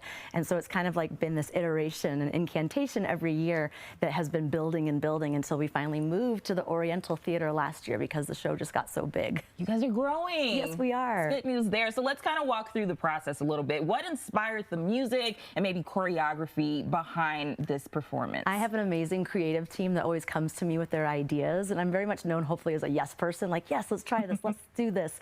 And so it's going to be like this blend of like favorites, like Hocus Pocus and Beetlejuice, which some of the viewers might be seeing today, as well as some world dance. We try to infuse everything with lots of cultural stories and context, and kind of blending that through different Halloween traditions. Oh my gosh, I'm so excited to see this. Okay, tell me a little It bit does look about awesome. the costumes. You got to talk about the costumes when you're talking about performances. Are there any that you're maybe excited about or that are maybe different this year? Well, I always love our Hocus Pocus cast show that we do, because it has costumes from, like, you're just going to a costume party, and everyone's like wearing all their best.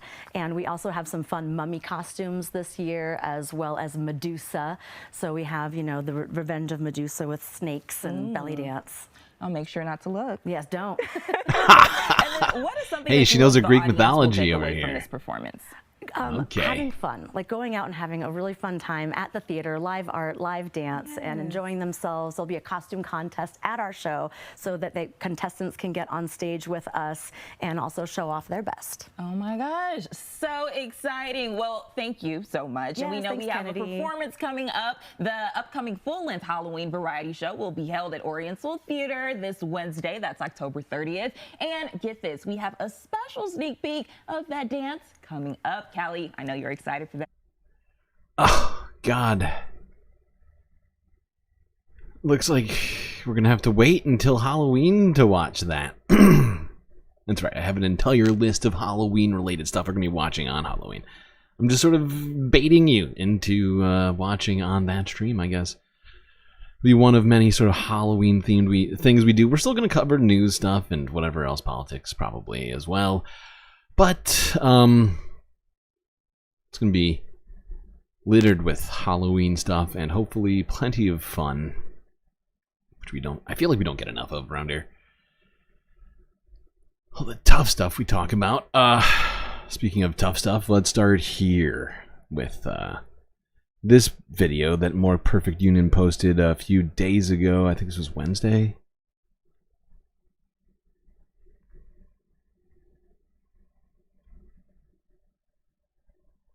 Good. So this is what's called a Pandora's box, literally.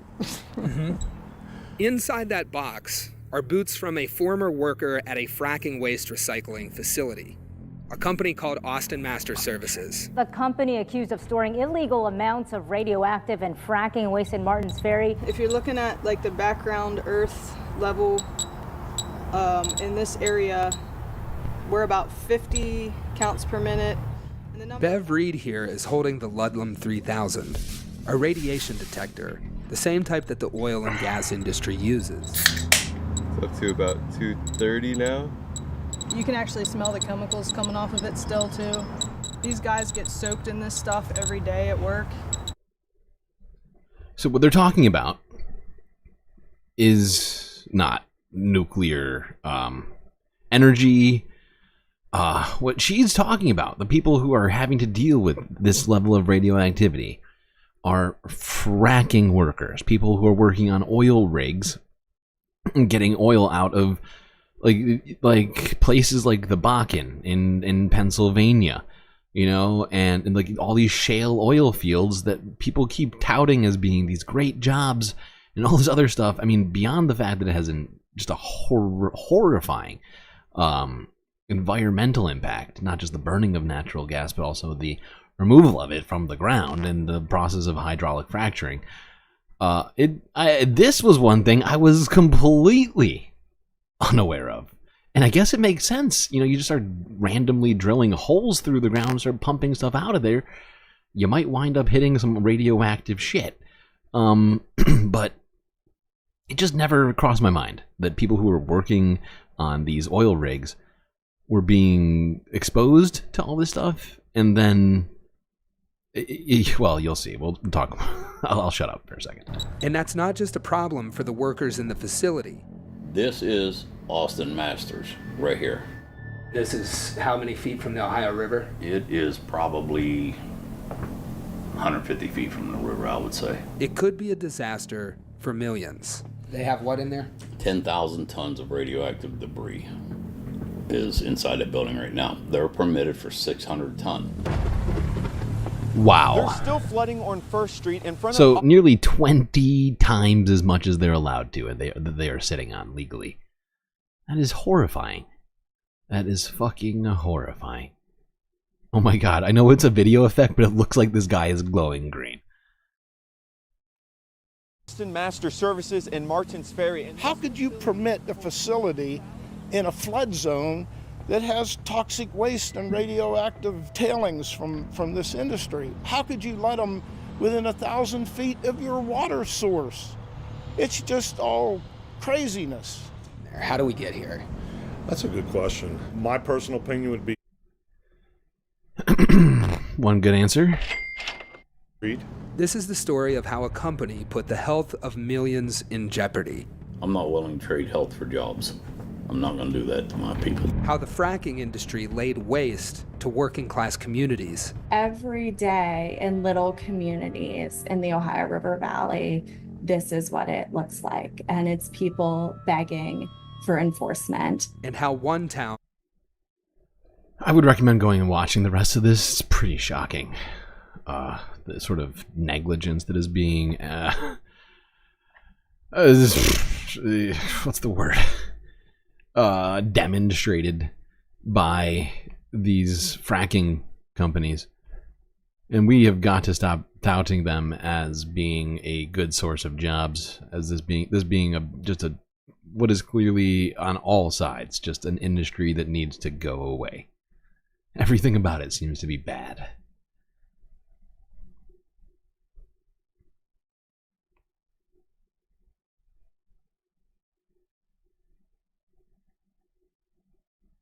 There's just so many other things that we can do. Alright, let's quickly talk AI. It's the weekend, and it's like almost the holidays, and we've been dealing with too much stuff, so let's talk about just some, you know... I mean, there's going to be a few fun ones here, environmental today, thankfully. Good. At least in my opinion. Oopsies, I just clicked the wrong video. Just went backwards. Pandora's box. Just went backwards. There we go. Fixed it.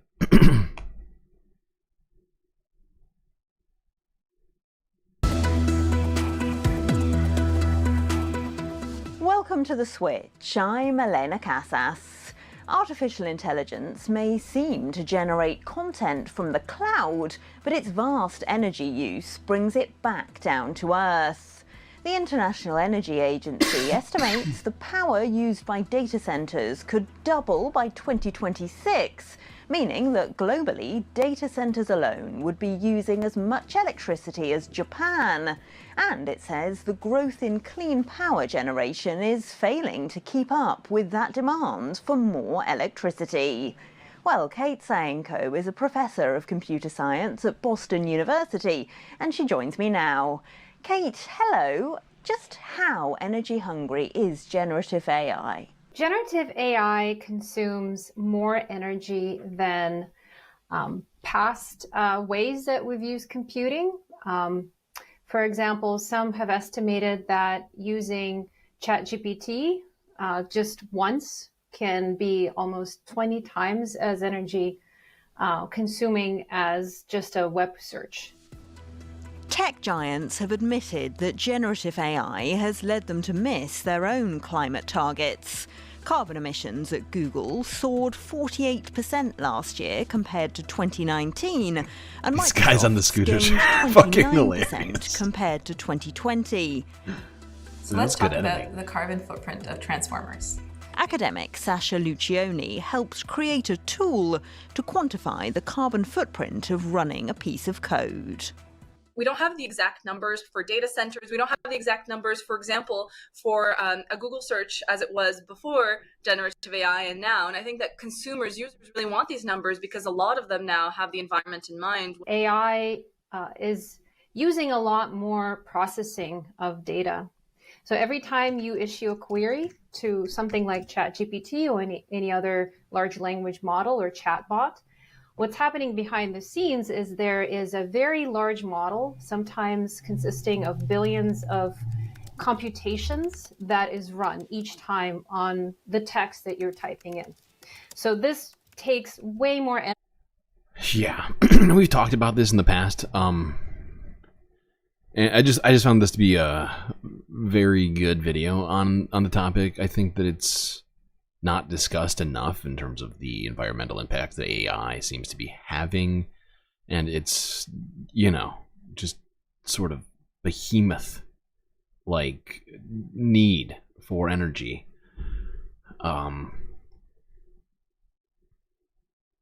Now there's some other problems with AI, like misinformation, you know, with Google using it for, you know, for search, in terms of trying to generate results for people, making queries less reliable, stuff like that. But there's also stuff like this, stuff that I honestly, is another one of those things that I genuinely didn't quite, I guess I didn't really think about too much. By the way, hold on, I'm sorry. Please wait. I'm sorry. This case is about a... Sorry, wait.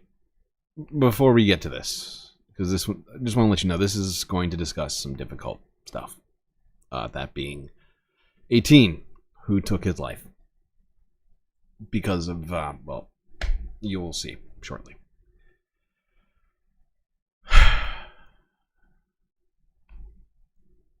So yeah, that's a trigger warning for everybody. So this case is about a 14-year-old teenager named Sewell Setzer who engaged in a months-long relationship with an AI chatbot that his family said was a intensely sexual relationship, and that the chatbot ultimately drove this teenager into depression, and that he ultimately killed himself in February of this year. So this week, the mother of this teenager, Sewell Setzer, sued the company behind the chatbot, which is known as Character.ai. And the mother of this boy has alleged that he would be alive if not for his relationship with this chatbot. The company... Oh, God, this is so hard to watch. This is such a devastating story. Is, you know, this is not what you associate with AI, but maybe it is what we should associate with it to some degree. Declined to comment on pending litigation, but the day that this lawsuit was filed, the company did post a blog post on their website detailing what they say are new safety measures that they're putting in place, some specifically for children on the platform. Advocates for more protection. Yeah, kids have never lied about their ages before. There's no way for them to get around that one. Jesus. That's a difficult story. All right, but I felt honestly, it just came across my, you know, my desk, my feed. As at the same time I was talking about all this, looking at all this AI stuff earlier, and just it felt like a story that we should at least look at. Let's just try and move on to something less sad. A different piece of litigation.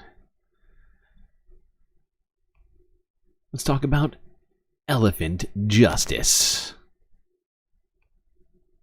Wait, where's my elephant shout?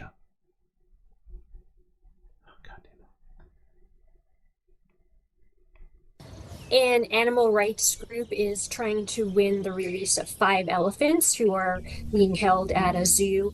They brought this case on appeal to the top court in Colorado, the Colorado Supreme Court.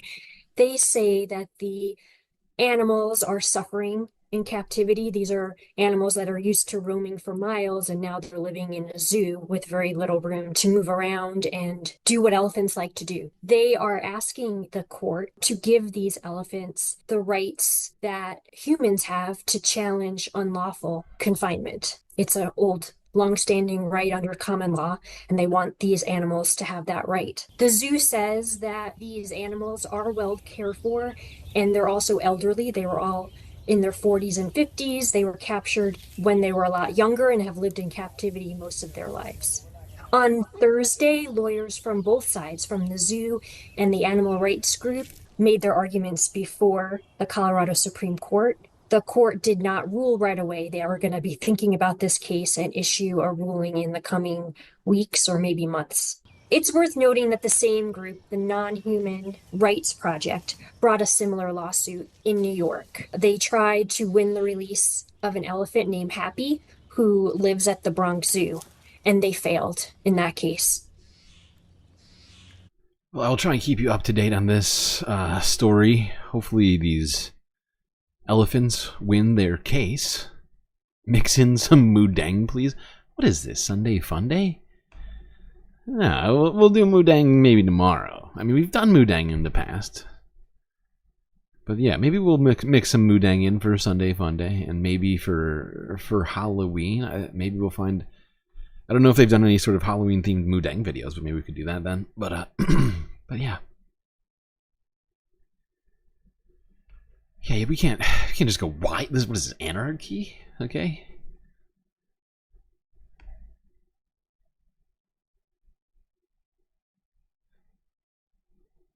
Alright, let's go to this. This is KSL News from 11 hours ago. Lake fire in Utah. Still going on. We've talked about this before. The Yellow Lake fire is now 45% contained. It is still burning more than 33,000 acres in Duchesne and Wasatch counties. Jesus. As of today, crews have fully contained the southern perimeter while continuing to fight in the northern parts. This fire is thought to be human caused. It is still under investigation. And I've actually been meaning to do a clip video of this, but I haven't gotten to it. And unfortunately, I didn't even get more videos on it, but I should have. But 30,000 acres have already burned there in Utah from this fire, and still not done. Although, hopefully with the coming colder weather, it will help firefighters in the effort of suppressing that, but... well, still an ongoing situation. All right, let's go to this. This is from a couple of days ago. This is a Hurricane Helene related story, but it's actually something of a bittersweet sort of dealio. Let's go here. In the most unlikely of places, a pile of hurricane debris. And tonight, the search is on for the owner of a missing ring with a message. Joe Kovac is a public works engineer in St. Petersburg. He oversees hurricane debris collection at a dump site. Kovac says one of his contractors found the ring box in a pile of Hurricane Helene debris. Inside the box, a message, quote, "I was 18 when my parents gave it to me. We're not showing the actual ring. Kovac wants the owner to describe it before he hands it over." I feel like something like this wasn't meant to be thrown in a pile like that. I mean, none of it was. Based on where the debris piles are coming from. Let's be real. None of that stuff was meant to be thrown into a pile like that. But, you know, hurricanes happen. But I just thought it was a great story. And hopefully the person whose ring that is alive. I heard this story somehow and will eventually get back that ring that is apparently very important to them. Okay, let's move it along. Staying in Florida, let's talk about a parent situation you might not be aware of, but is apparently something of a... I mean, to some degree it's always been known, but apparently the exact extent of it is... being, well, due to some recent things, being amended, or by at least by scientists, it would seem. That being the capabilities of Burmese pythons to eat prey much larger. Off the top at 5:30, scientists are learning invasive pythons in South Florida can eat bigger prey than they realized, and that includes an adult deer. Good evening. I'm Jim Barry. And I'm Naja Sherman. Thank you for joining us.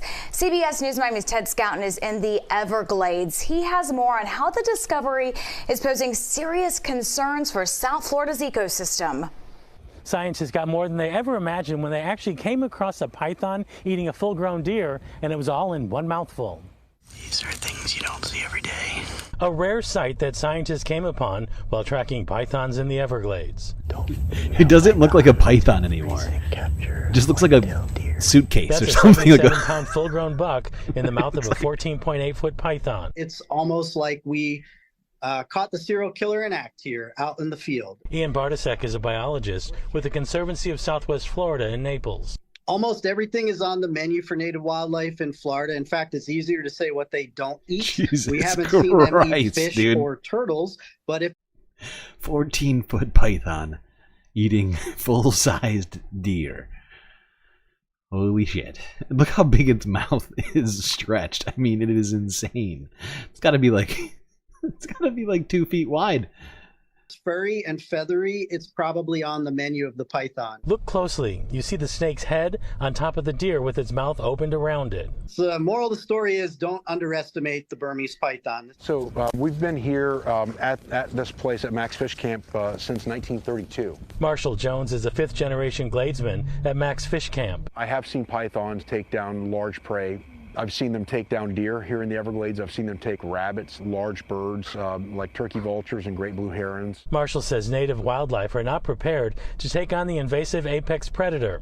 Between pythons and man-made problems, he's seen an alarming decrease in native animals. Growing up here, I witnessed the Everglades full of wildlife, just absolutely teeming with every species that is now near the extinction level. And my children have seen substantially less, and I fear that my grandchildren will see practically none. Scientists say these pythons will eat just about anything. As a matter of fact, during necropsies, they pulled out 85 different species from their bellies. In the Everglades, Ted Scouten, CBS News, Miami. Pretty remarkable. Okay. Yeah, no kidding. It's remarkable. Okay. All right.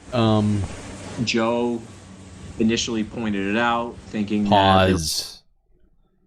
Okay, now let's go to another story. This time in the Atlantic Ocean off the coast of Massachusetts.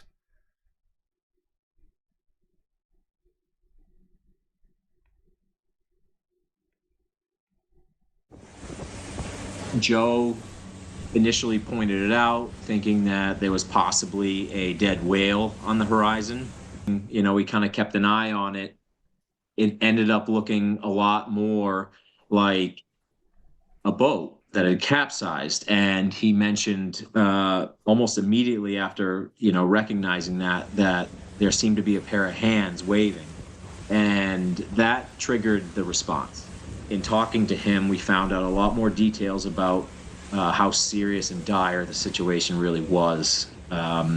Prior to us arriving, he had been on the hull for about an hour, adrift, and he was drifting southeast, essentially away from land, away from boats, getting further and further away.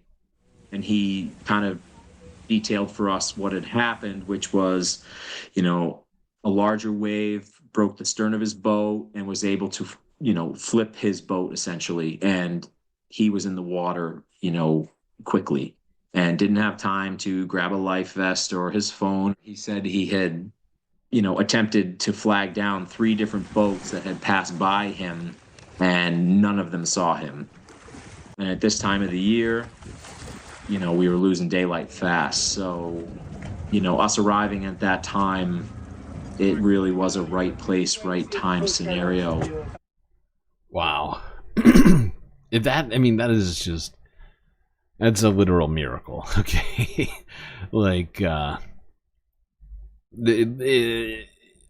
If those guys hadn't crossed paths, essentially, with this boat, which is really easy to do in open water, I would point out, in the middle of the fucking ocean, to just not pass something, especially because you're all just floating in different directions, this guy could have just been lost at sea. And probably dead, to be real. That was a good end to what could have been a horrifying story. All right, let's go here all the way to the Philippines, I guess. Yeah, let's go to the Philippines, where Tropical Storm Trami, aka Cyclone Christine, There's two different...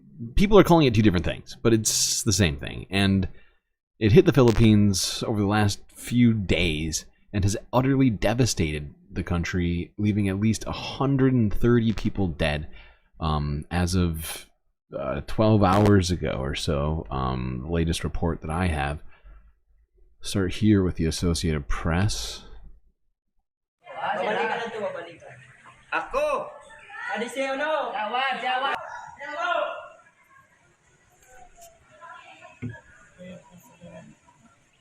Paling itu dulu. Buring. Ajan. Ay sabun mansa itu. Kane mo. Bagus ko. Awat, kita na kita. Sige po, Rani po. Yung kontennya, ma'am. Pemahaman.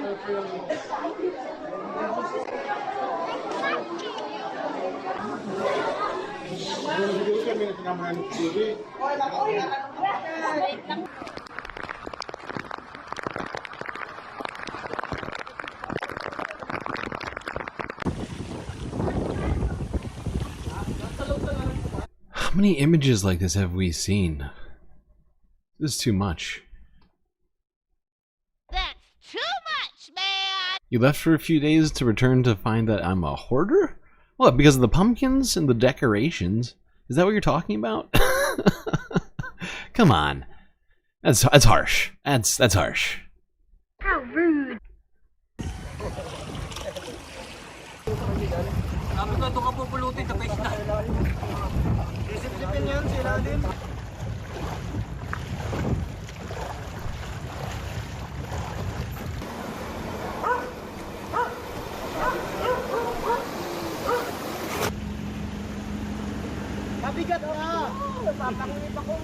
What is this guy doing? What is he? I can't believe he's doing that. Oh my god, biking through 2 feet of water. Interesting choice.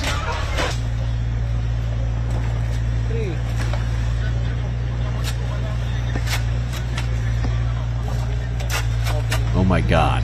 The resolution on this is so bad. There we go.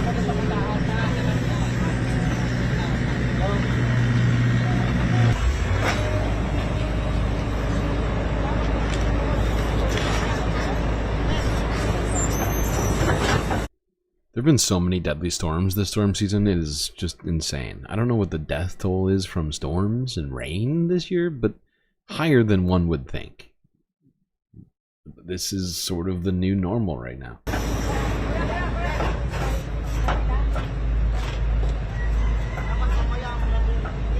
Ugh, now I'm using the term.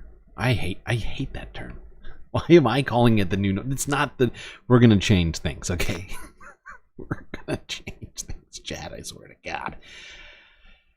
Okay, now let's go backwards, because I fucked up. I should have put China first and then Philippines, because I always go west to east, but I screwed up, I screwed us, and for all of that, I am sorry. I just realized I'm behind on the stream. Alright, let's go to China. Take in a stunning view from an unexpected place.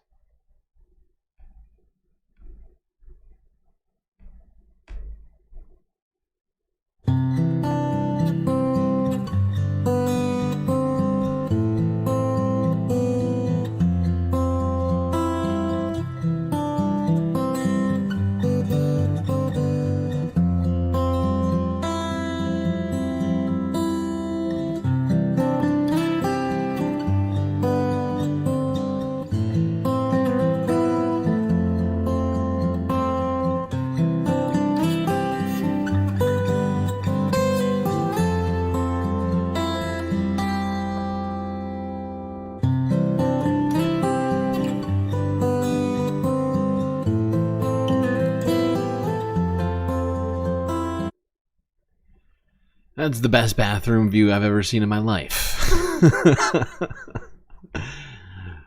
Wow. I feel like that would really make things, you know, getting your business, if you will, done Just such a transformative experience. You know what we're gonna do? It's gonna maybe throw some people off. But we are actually through the environmental stuff today because we're so focused, I'm so focused on the election and Israel right now. There's plenty of stuff to talk about with that, but we do talk about that stuff. I feel like more than practically any channel that I watch. So we are going to finish this up with one more video here in New Zealand. And then we are going to do space clips before the break instead of after the break, which is crazy, I know. But that's what's happening. Where are we going? Right, New Zealand. I think we might have talked about this fire already, but I just wanted to talk about it again because this is bad. There are grave concerns for the biodiversity of one of the North Island's largest wetlands, ravaged by a large blaze for 3 days, which still isn't under control.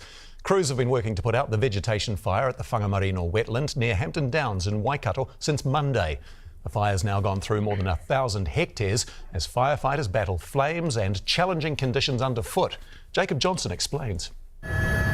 Hectare after hectare, incinerated and still burning. I hoped I would never have to use my skills out in such a situation. It's really, really bad. For 3 days, this blaze has been tearing through the Whangamarino wetland, the boggy terrain making access difficult, forcing firefighting efforts to the skies. Crews were up to their knees in mud, so it's just too dangerous to have crews in there, and it's too hard to work in that sort of condition. So at this stage, we're just working it by the air. As of last night, the fire had ripped through around 520 hectares. It's now burned through more than 1,000. Fire crews are hoping it'll be contained by around 8 o'clock tonight, but it'll be several days before the fire is fully out. While there are no properties at risk, there are major concerns about the environmental impacts of this blaze. The wetland is home to threatened species like the Australasian bittern and New Zealand fernbird. It's also one of the country's largest carbon sinks, absorbing CO2 from the atmosphere. We've seen extensive damage on the... Yeah, and that's the exact opposite of what you want, right? You don't want to burn your biggest carbon sink when you're trying to fight climate change. And of course, we're not literally burning it, it's just on fire. But this is a really bad, really bad story. I mean, this is the opposite of what we need, what New Zealand needs, what the Earth needs, stuff like this. And this is not the only place where we have wetlands burning, which are, like he mentioned, huge carbon sinks. They take in carbon dioxide from the atmosphere and they store it in there forever. And then plants and stuff and whatever use that kind of thing and to grow. But no, instead of that, we're just actively burning, adding carbon dioxide to the atmosphere. So it's probably bad. Okay. But yeah, like we've talked about how the biggest wetland in the entire world, the one in Brazil and adjacent to the Amazon, is also on fire, has been on fire for like 3 months. And it's still not out from my understanding last time I checked. Now, let's talk space. Which one do we do first? Oh boy. You know what? I've held you off long enough on this one. If you saw it in the title and you've been wondering, what the heck is you talking about? Aliens are here? Well, former President Donald Trump on Joe Rogan talked aliens and UFOs, among other things. Let's take a little gander at this doozy here. The Joe Rogan experience. Yes, One Joe of the Rogan things that I want experience. to talk to you about is the JFK file. All right, settle down, Joe. I haven't even switched windows yet. That's going to be somewhat prohibitive to us enjoying this revelatory, if it's true information, which I honestly have. Well, I won't get ahead of myself. And one of the things that you said was that if they show... Whoops. is the JFK files. And one of the things that you said was that if they showed you what they showed me, this was your quote, you wouldn't want people to know it either. So I opened them up partially. I was met with, from good people, I mean, look, good people. People that were well-meaning. Mike Pompeo was one of them. He's a good person. They called me. They said, debatable. Fucking debatable. So not even. I mean, probably doesn't even warrant a debate. Honestly, no, wrong. Good person. Not a good person. They called me. They said, "Sir, would rather have you not." After, and I did open them, but I was asked by some people not to open them. There's a Martin Luther King file too, by the way, that they'd like to see. I don't know if you know, but there is that. But JFK in particular. So they called me, a lot of good people called me, people that that you would find reasonable people, and they asked me not to do it. So I said, well, we'll close it for another time. But if I win, I'm going to. I love that statement. People that you would find reasonable. That is a very specific group of people. Well, actually, no, not. Or at least it alludes to a specific group of people that Joe would respect. I mean, have you seen some of the people that Joe Rogan brings on this channel and who he respects? Come on. So I said, well, we'll close it for another time. But if I win, I'm going to open them up. I'm just going to open enough time. Why didn't you open it up the first time? Because though? a lot of times, what was the hesitation? Though? Addresses, people that are still living. There are people that are affected, and there could be some national security reason that that I don't have to necessarily know about. But some very good, talented people asked me not to do it. I opened it up, and then they said, "Would it be possible for us to do?" What does that mean? The way he talks about it is like, I was opening the book, and they're like, no, Mr. Sir, we can't have you opening the book. Can't do that. No. At a different day. How much of it did you read into? I think it's going to be just fine to open it. Let me put it that way. I think it's fine. It's going to be time. It's a cleansing, it's really a cleansing.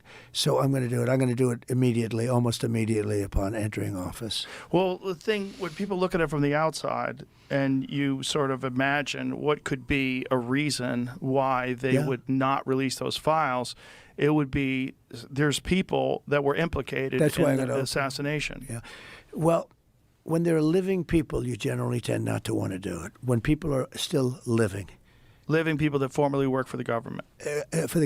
And living people that were somehow involved in it, and you tend not to do that. But it's time to open them.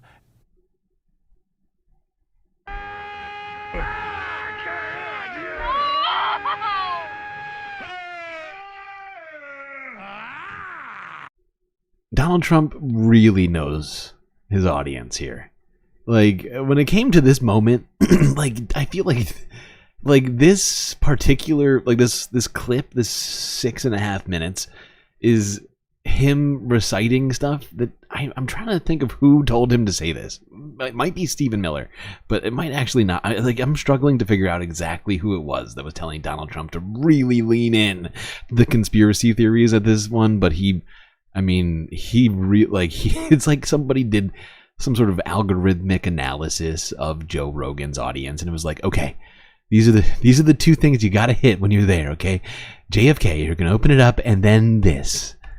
Somehow involved in it, and you tend not to do that. But it's time to open them. I can't tell you whether or not they're going to find anything of interest. And I did partially open. I think I've opened 50%, but I was asked not to do it, and I thought that was a reasonable ask. But now I'm going to do it. I'm going to do it very soon.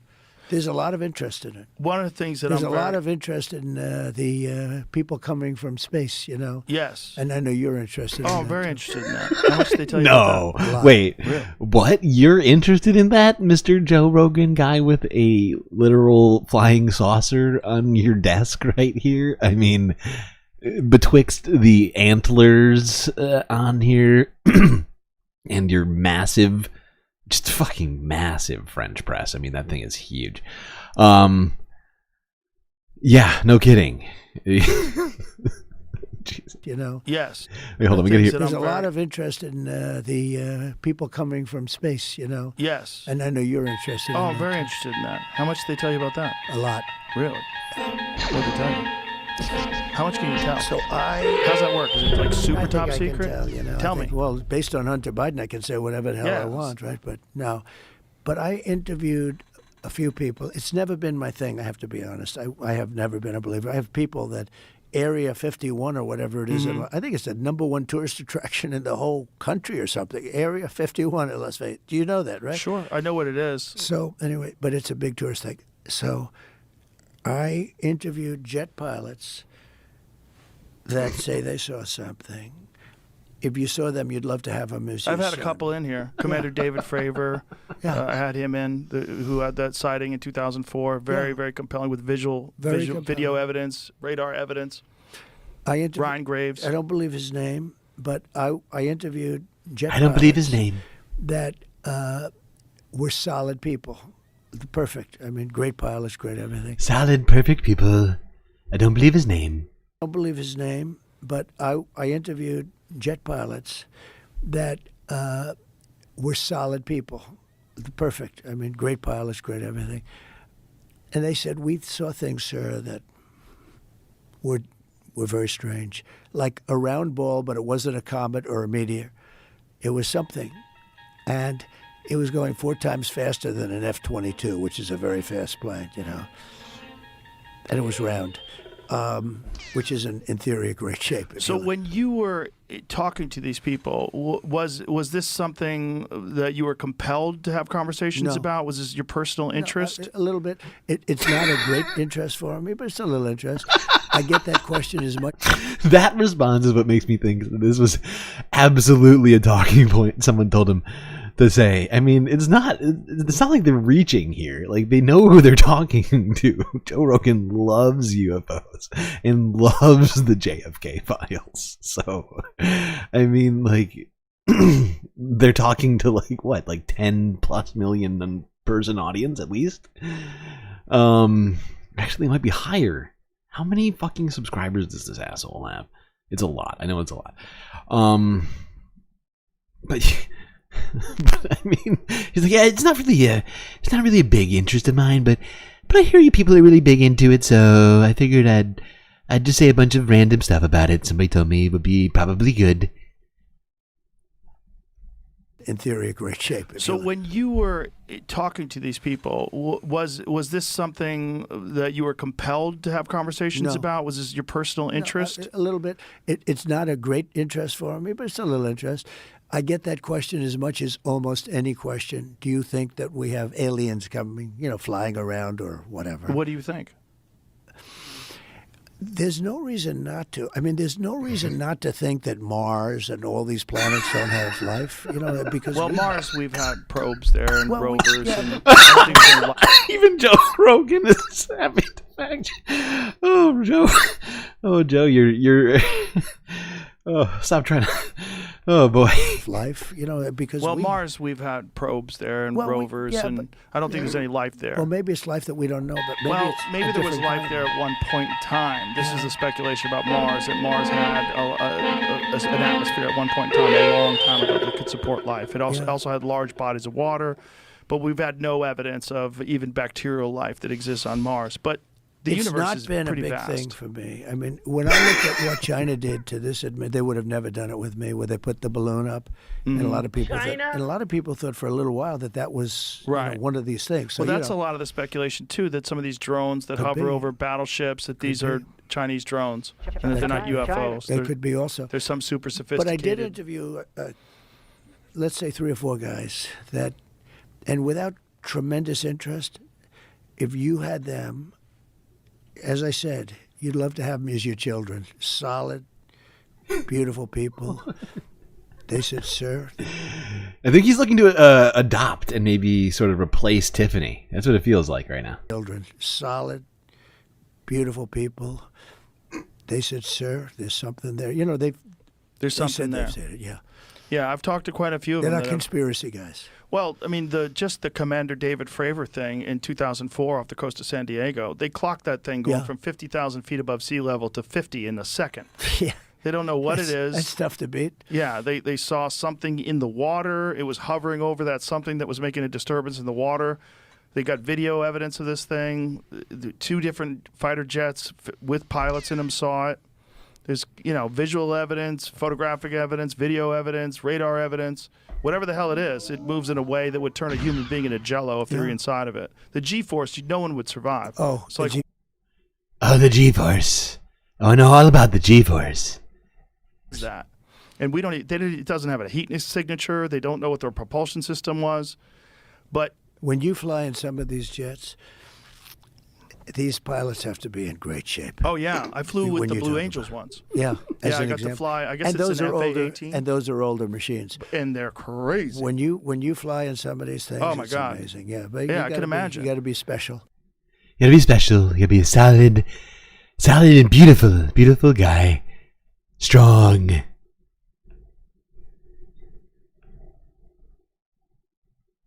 Well, there you go. They could already be here, the aliens. You heard him. He said it in there, as well as a bunch of other crazy shit. Oh boy. But yeah, there you go. He's going to release the RFK files and it's something about aliens. I didn't quite pick up on what's going on there. It was a little bit, a little unclear, but did sound like he believed not only are aliens potentially here, but also on Mars, I guess. It's all very confusing. You think they're taking the jobs? They could be. I guess they could be. All the illegal aliens taking the jobs. Oh, is that what he's been talking about this whole time? Wow, this whole time I thought he was just being racist, but I guess maybe he was talking about real aliens. But what? How's a wall gonna help with that? I don't think he understands physics. All right, let's go here. Last space story before the break.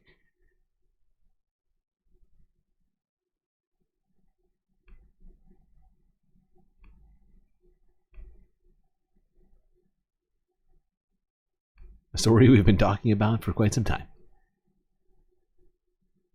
Like we said before, the capsule's going about 15 or 16 miles per hour. And splashdown. Dragon successfully re-entered the Earth's atmosphere, followed by deployment of its parachutes to slow the spacecraft down, wired straps and harnesses around, as you can see there, around the Dragon capsule. And then that nest will translate toward the camera that we are looking from now. So that nest will translate toward the forward end of the recovery vessel. All right, lift now underway as we bring Dragon Endeavour out of the water. So the side hatch was never used while it was in space. So this will be the first time that side hatch will be reopened since liftoff. It is typically one of those middle seats because they're easiest to reach.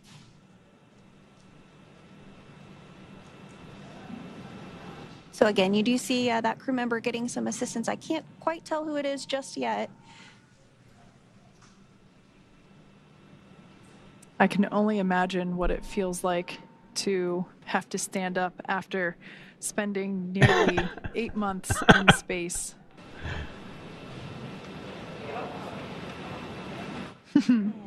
Some thumbs up. Okay. So those are some of the astronauts aboard the ISS who've been there for quite some time coming back home. We start in the US, where Although Donald there are Trump's still- presidential campaign has made illegal My understanding is that the other astronauts are still stuck on board the ones from the failed Starliner flight. Whoops, why did I just open Discord? Don't do that. Close. There we go.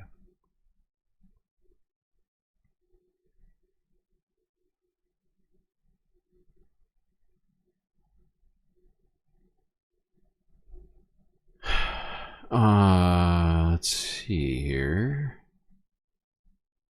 Well, actually, maybe the other astronauts did come with them. I gotta double check. I honestly been doing too much other research, but that was my understanding.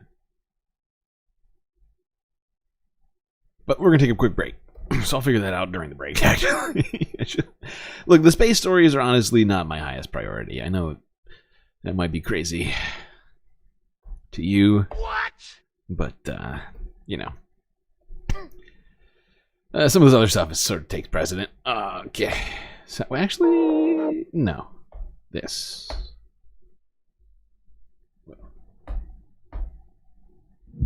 For the very soul of our nation, we have seen what can be unburned by what. Well, I hope everybody's been enjoying the show so far. If you haven't already, hit the like button and don't forget to subscribe. The next thing I'm going to say is that you should definitely consider contributing to the Galactic News Network by way of either Patreon, Cash App, or PayPal, or Twitch even, if you are so inclined, as we are completely funded by viewers like you. $2 a month on Patreon, and you get a whole bunch of super sweet space benefits. Alright, enjoy this space break, and I'll be right back.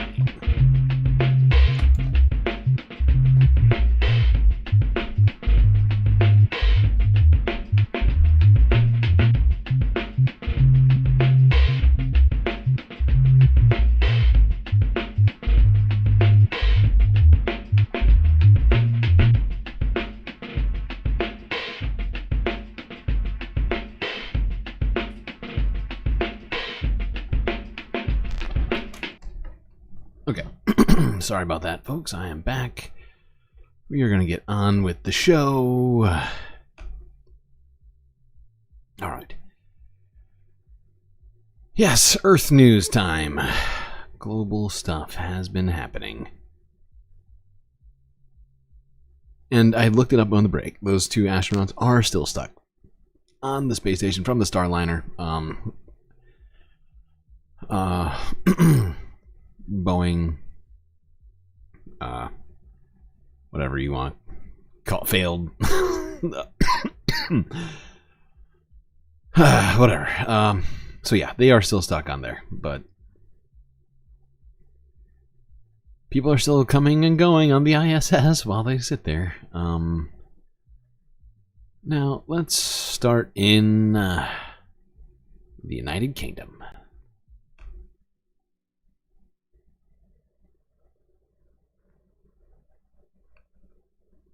And I figured we would discuss this story a little bit more. We really quickly looked at it earlier, but I figured we would look at it again now. Here is the BBC from a few days ago. Yep. Trump campaign accuses the UK's Labour Party of US election interference. Illegal. Labour Party here for what it claims is illegal foreign contributions and interference in the US election. A statement from the Trump-Vance campaign says the far-left Labour Party has inspired Kamala's dangerous liberal policies and rhetoric.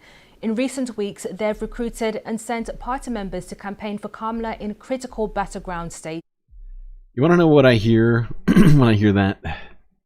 Has inspired Kamala's dangerous liberal policies and rhetoric. Wait, sorry.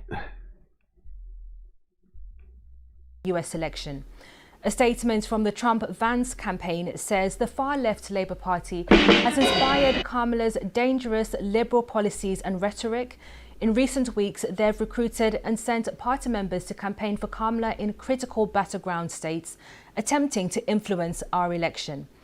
A now-deleted social media post from a senior Labour official said that there were 10 spots available to travel to the US and that the party would sort housing for volunteers. But Labour officials say activists who have been campaigning for Kamala Harris are doing so in their personal capacity and are not organised or funded by the party. For some context, a foreign national can participate in campaign activities as long as they're not being paid for it. That's according to the Federal Election Commission. This is not the first time that either Labour or Conservative Party staff have campaigned in the US election. Our North America correspondent Peter Bowes reports. Donald J. Trump. US election interference by the Labour Party. The claim being made by Donald Trump's campaign that Britain's ruling party and Kamala Harris's campaign have broken the law. In a 6-page letter to America's election watchdog, the Federal Election Commission, a lawyer for the Trump campaign cites media reports about contact between Labour and the Harris campaign and requests an immediate investigation into blatant foreign interference with apparent illegal foreign national contributions made by the Labour Party. The row revolves around efforts by Labour to send volunteers to the states to help Kamala Harris. The letter cites this now deleted post on the networking site LinkedIn, apparently from a senior Labour official saying 10 spots were available to travel to the US and that the party would sort housing for volunteers. The Trump campaign says that suggests Labour is financially supporting volunteers. It's not illegal for foreign nationals to campaign in US elections, but they can't be paid for it. In a statement, the Trump campaign said Kamala Harris and her running mate Tim Walz were seeking foreign influence to boost what it called their radical message. Okay, hold on. We're going to skip forward a little bit.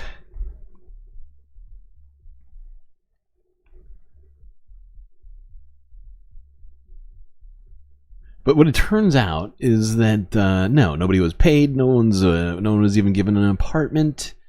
Well, our political editor Chris Mason is travelling with the Prime Minister in Samoa for the Commonwealth Heads of Government meeting, where the Trump row threatens to overshadow the trip. Oh, sorry. Hello from Winnipeg in the Canadian. I didn't finish what I was saying. I just stopped in the middle of my sentence. So yeah, nobody was given money. Nobody was given an apartment or like a house to live in or anything like that. They were staying with other people, right? They were essentially just, like couch surfing as they volunteered to help in the election, which is completely legal. Illegal. On our way to the South Pacific, to Samoa, for a gathering of Commonwealth heads of government. To put it gently, it's a long way. We've still got a long, long way to go. Quite the row, though, bubbling whilst we've been on the first leg of this flight between Donald Trump and the UK Labour Party. It's only a couple of weeks ago that Keir Starmer was having dinner with Donald Trump in New York, meeting him for the first time. Now there's this row that centres on a post on LinkedIn, the CV and Jobs website, from a Labour Party staffer, a head of operations, suggesting that people might want to go out to campaign for Kamala Harris, the big rival of Donald Trump, Kamala Harris of the Democrats, the current vice president, with a suggestion that their housing would be sorted. Now that has caused real anger from the Trump campaign, because they reckon that it amounts to illegal electoral interference, particularly the idea that somehow money might have changed hands. Now Labour say that is absolutely not the case. These are volunteers. This happens at every election and it's been blown out of all proportion. Perhaps some injudicious language and a now deleted social media posts at the heart of it. But quite the thing when we are just a couple of weeks away from the US presidential election. That's our political. Okay.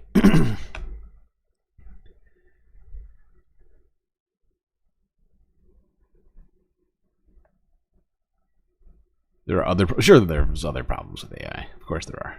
But we can only cover so many of them per stream, we are limited on time in all of these. So we have to sort of attack it in a piecemeal effort. Let's go here to Associated Press from a day ago to quickly discuss the Commonwealth, what's it called? Conference?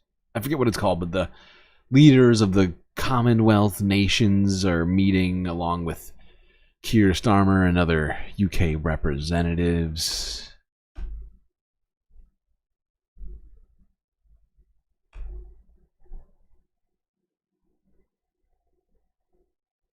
I think we should be clear from the outset that the slave trade, slave practice was abhorrent.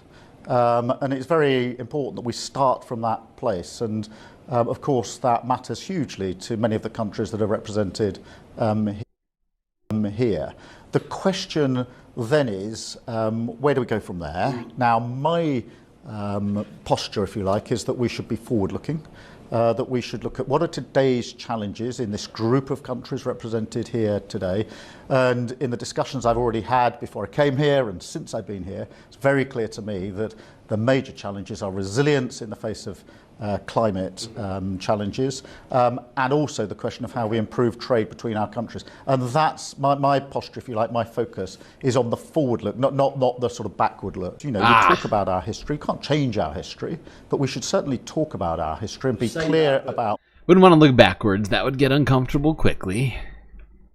Apologise, not pay any money. Well, look, I think that we recognise that, and of course, apologies have already been made in relation to the slave trade, and that's not surprising. It's what you would expect.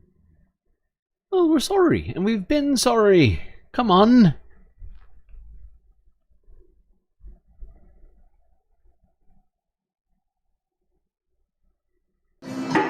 The time has come for a discussion on whether Britain should commit to reparations for its role in the transatlantic slave trade. That's what leaders of Commonwealth nations said in a joint statement on Saturday as they wrapped up a week-long biannual summit in Samoa, though Britain has long rejected calls for financial compensation for nations affected by slavery. Noting the calls for a discussion on reparatory justice. At a news conference, Commonwealth Secretary-General Patricia Scotland read out the statement, noting the issue's importance to the group's 56 members, who are mostly former British colonies. The time has come for a meaningful, truthful and respectful conversation towards forging a common future based on equity. Victims of what's called blackbirding were also included in the statement. That's a term for people from places such as the Pacific Islands being deceived, coerced or kidnapped to work on plantations. The statement did not mention what form reparations should take. So we agreed a plan here in Samoa to boost investment across the Commonwealth. British Prime Minister Keir Starmer told a separate news conference that the summit's reparation discussions have not been about money. With the climate crisis the other concern topping the group's agenda, the Commonwealth leaders also issued their first Oceans Declaration on Saturday. It agrees that a nation's maritime boundaries should remain fixed, even if climate change causes small island states to be submerged. That would allow atoll nations to continue reaping the economic benefit of vast fishing grounds after losing its lands. The declaration bolsters momentum for international law to recognise the perpetual statehood of sinking island states. Many of the Commonwealth nations, including the summit's host Samoa, are low-lying islands at risk from rising sea levels caused by climate change. So yeah, I haven't seen a ton of footage from this yet. I expect we'll talk about this more in the coming days. But yeah, UK probably should be considering, reparations and sort of just generally making up for its colonial footprint of the past. All right.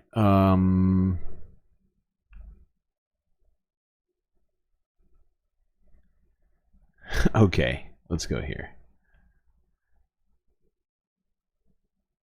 Here's the Associated Press from 10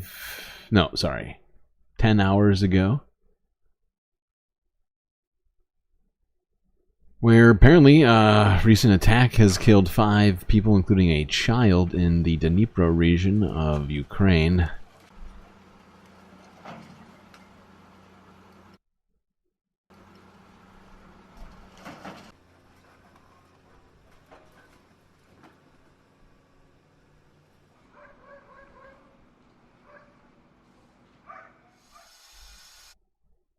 You thought it would be called a typhoon? And well, I think I'm pretty sure typhoons are only in the on the other side, right? Because technically, if it's coming from the Pacific, whatever. I think you get what I'm saying.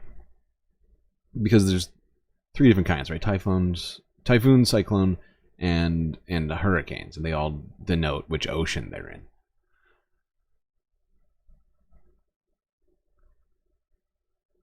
So yeah, continued attacks from Russia and Ukraine. Everybody seems to be sort of just gearing up, ramping up, or just sort of being the ones that are the receiving ends of these gearing up or ramping up of attacks. Happening not just in the Middle East, or it's just everywhere, it seems like, practically. It's just getting way out of hand at this point.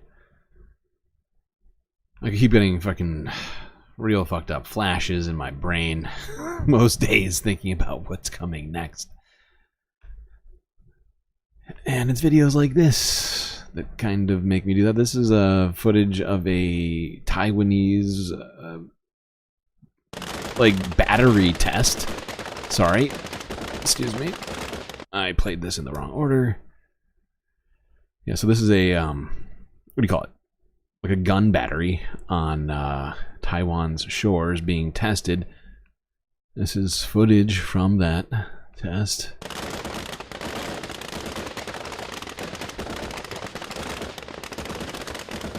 Kind of sounds like popcorn. This exercise simulated the enemy using the cover of night to attempt to land and launch an assault on our troops. The purpose of the drills was to enhance the combat readiness of Taiwanese forces in night operations and strengthen their overall defensive capabilities.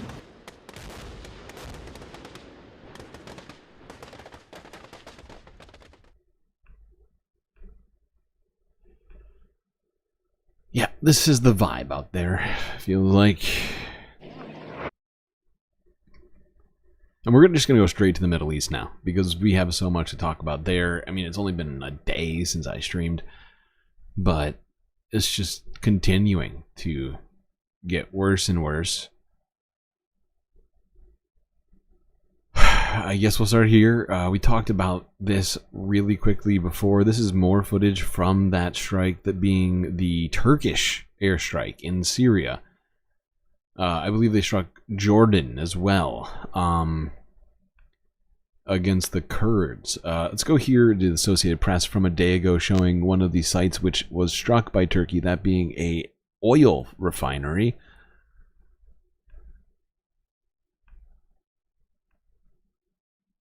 Whoops. It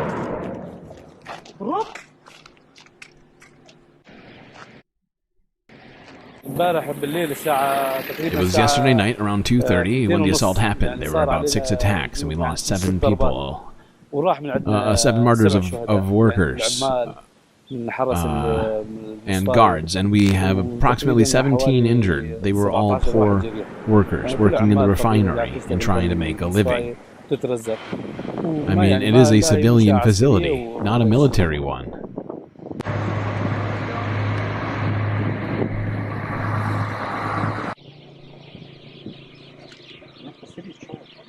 Oh boy. So yeah, I mean, they continue to... This isn't even Israel, right? This is Turkey who's decided to do this one. And it just seems like allies of the West right now in the Middle East are just attacking whomever they want at this point. Turkey's decided to get in on it. They're watching Israel do whatever they want. They've decided to now also do whatever the hell they want.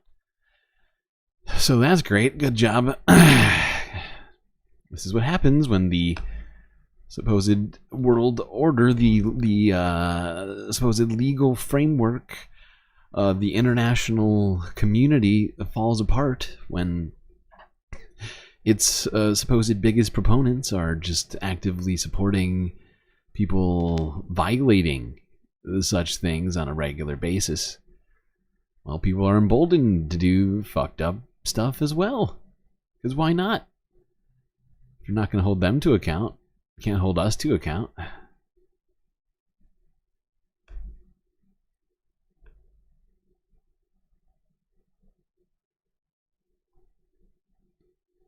You thought it was a card shuffler? Oh, you mean this? It's a money counter. If that's what you were referring to, at least. I don't know if that's what you meant. All right, let's go here to Lebanon. This is video from a few days ago, which we didn't actually see on this stream, but this is wild.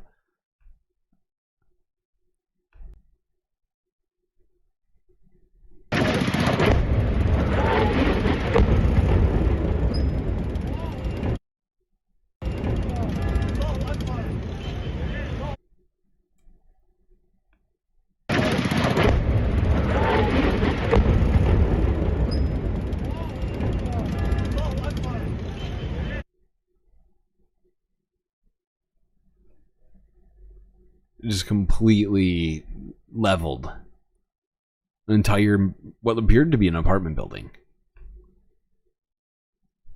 It's clearly a civilian area. You can see people's apartments from here, right? Like, at least, I mean, these certainly appear to be apartments to me.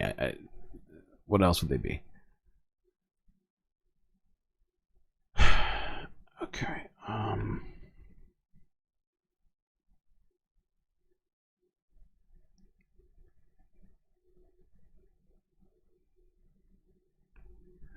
Now, let's go here. This was a meeting between Jordanian foreign minister, oh shit, I forgot this guy's name.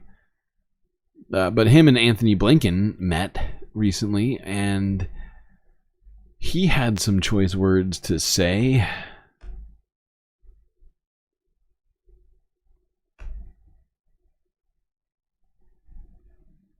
It is critical that we continue to engage. We count a lot on your role. Your leading role is essential for us to be able to get through the nightmare that the region continues to live. We really stand at the brink of regional war now. The only path to save the region from that is for Israel to stop the aggressions on Gaza, on Lebanon, stop unilateral measures, illegal measures on the West Bank that is also pushing the situation towards the abyss. We want this to end, and we want to be able to get to a place where we can really talk about achieving a just and lasting peace that will guarantee the security of all. But we meet at a very, very critical moment. As you mentioned, the humanitarian situation is really difficult. We look at northern Gaza now, where we do see ethnic cleansing taking place, and that has got to stop. We've had very good and important conversations this week, including this morning, on ending the war in Gaza and charting a path for what comes next. Oh my God. Stop talking about charting paths. And like just completely like nonsense things that are intangible. It is so disingenuous for Anthony Blinken to be sitting here talking about doing stuff in Gaza. At this point, if he's not actively stopping the IDF with his own body from going into Gaza, then he's not doing enough. Mostly due to the fact of the massive deficiency in that regard. And those conversations will continue, but I think this is a moment of importance and urgency that we're working to seize. I also had the opportunity to speak to Prime Minister Mikati in Lebanon, and there too we have a sense of real urgency in getting to a diplomatic resolution and the full implementation of UN Security Council Resolution 1701. Oh, really? Such that there can In be what real way? security. In what way? Because you, I think I've heard you say that you support what Israel's been doing in Lebanon against Hezbollah. So how can they do that and also not violate Section 1701? Because it literally is a violation of it. So, because if you're not aware of, 1701 from UNSC is intended to, it was made in the wake of the Lebanese, or it wasn't even the wake, it was, I think, one of the reasons why the last war between Lebanon and Israel stopped. Along the border between Israel and Lebanon, and people, both sides of the border, can have the confidence to be able to return to their homes. And there as well, we are intensely engaged, and we are working hard to move this forward and get to that diplomatic resolution. Such bullshit. I've seen zero evidence of any of that. Jordan is an essential partner for the United States. Hold on.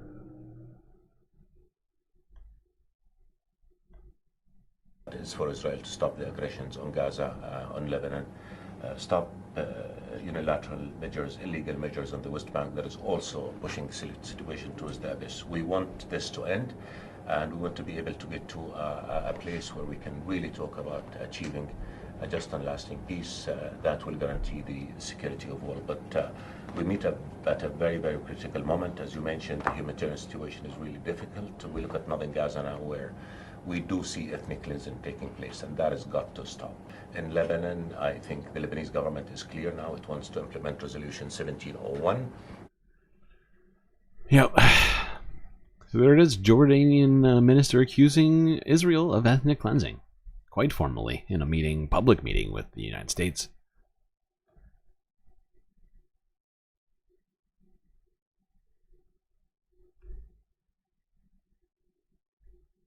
All right, let's go here to Democracy Now! From a few days ago. Hollow Heart, who we saw a quick clip of earlier this week.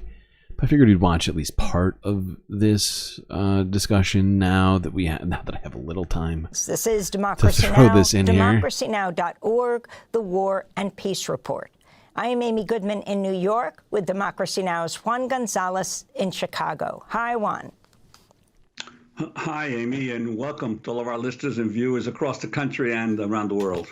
Israel's leading human rights group, B'Tselem, has accused Israel of committing ethnic cleansing in northern Gaza, as Israel's devastating siege on the area continues. In a statement, the group said, quote, "The magnitude of the crimes Israel's currently committing in the northern Gaza Strip and its campaign to empty it of however many residents are left is impossible to describe, not just because hundreds of thousands of people enduring starvation, disease without access to medical care, and incessant bombardments and gunfire defies comprehension, but because Israel has cut them off from the world." These are the words of the Israeli human rights group B'Tselem. In the Jabalia refugee camp, Israeli forces stormed at least 3 schools, forcing Palestinians sheltering inside to leave at gunpoint before setting fire to the buildings. Palestinians in the refugee camp say they fear they'll be killed if they stay put or if they try to flee south. A lot of rockets fell on us, and the quadcopters started shouting and telling us to get out of the area. We evacuated and found lots of tanks and Israeli soldiers, and we were taken to a very large area, and they started shooting at us. They then started evacuating us from the area 10 by 10. When we reached here, I didn't know where to come or go. I'm sitting in the street with my children. This comes as the UN Conference on Trade and Development, UNCTAD, has issued a report stating it could take Gaza 350 years to rebuild if it remains under an Israeli blockade. Meanwhile, Israel's also intensifying its attack on Lebanon. Earlier today, Israel bombed the historic Lebanese town of Tyre, one of the oldest cities in the world. 350 years? I mean, it is just an insane number. It sounds like, I don't know, 350 years now, 2375. Sounds like fiction. Sounds like science fiction. Oh my God. U.S. Secretary of State Tony Blinken's arrived in Saudi Arabia after leaving Israel, where he met with Israeli Prime Minister Benjamin Netanyahu and other officials. Blinken spoke to reporters before leaving Israel. Israel has achieved most of its strategic objectives when it comes to Gaza, all with the idea of making sure that October 7th could never happen again. In the space of a year, it's managed to dismantle Hamas's military capacity. It's destroyed much of its arsenal. It's eliminated its senior leadership, including, most recently, Yahya Sinwar. This has come at the cost, great cost, to Palestinian civilians in Gaza. Now is the time. Yeah. Also, just a huge amount of money from the American government has helped make it happen.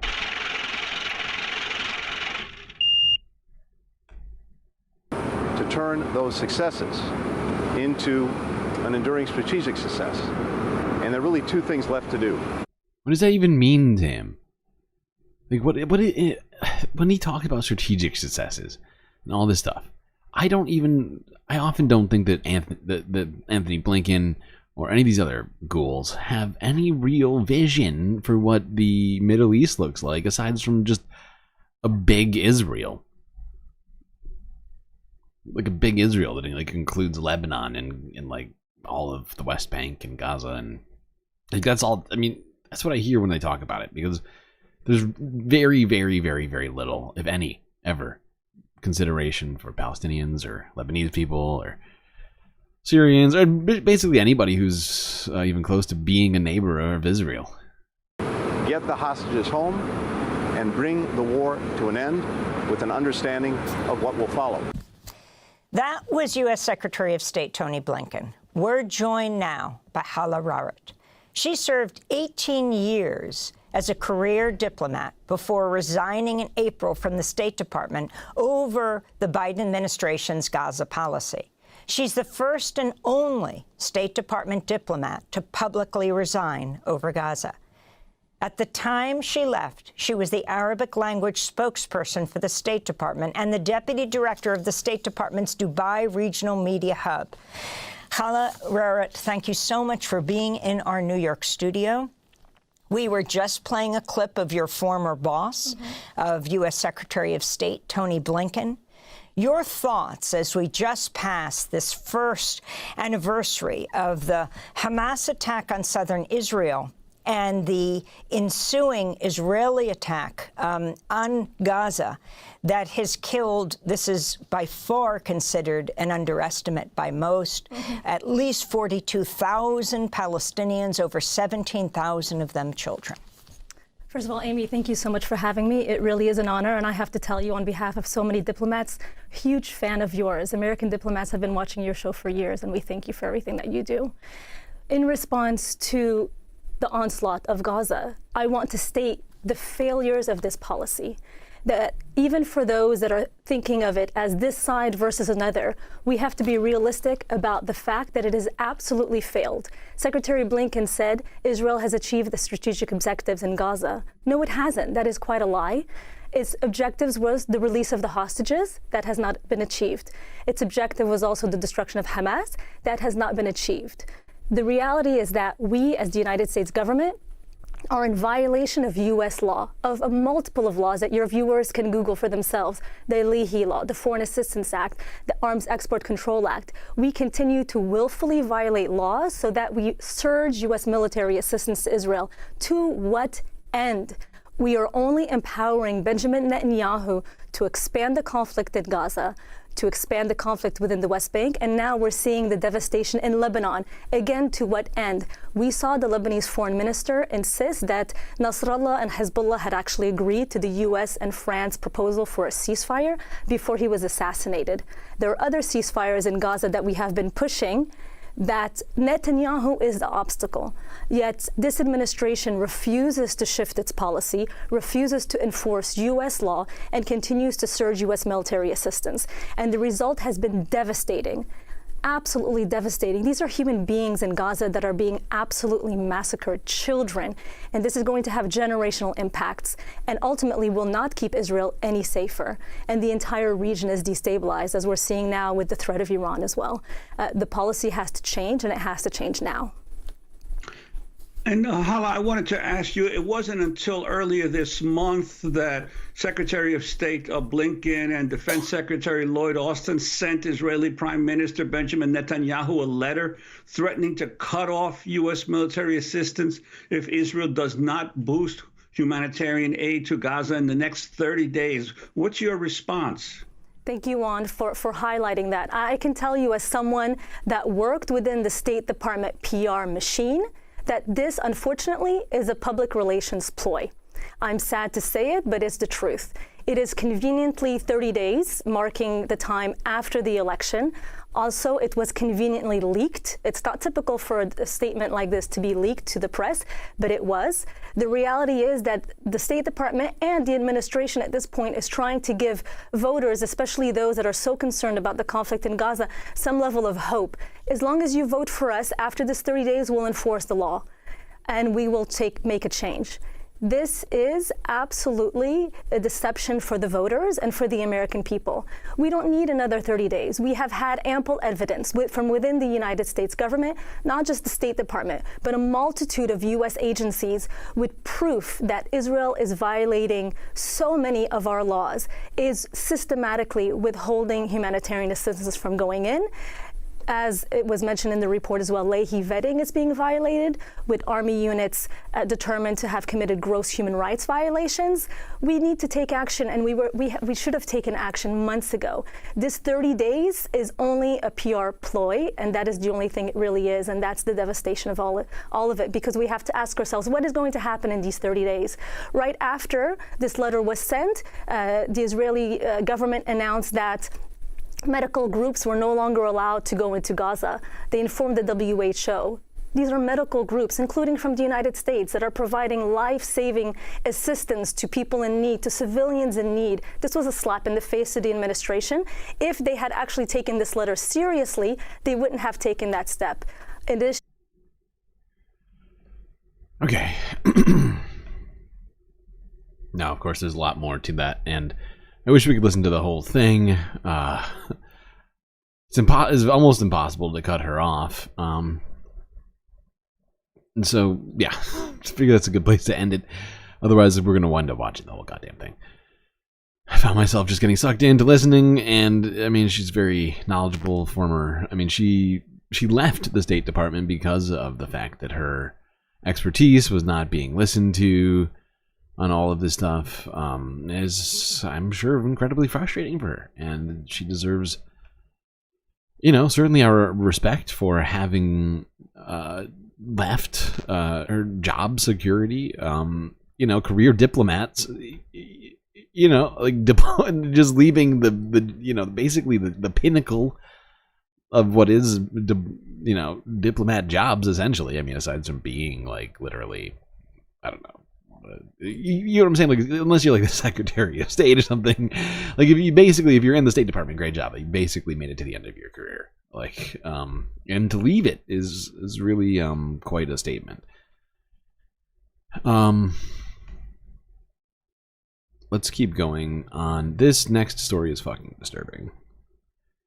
And we are going to preface it with this quick piece and go straight into it. But we are going to watch something having to do with the settler plans for Gaza that have been coming out. The Israeli military has released footage showing what it said were people evacuating northern Gaza. A spokesperson said the army had arrested militants and allowed civilians, quote, to safely evacuate the area via organized routes. However, Palestinians described it to the Associated Press as forced displacement. So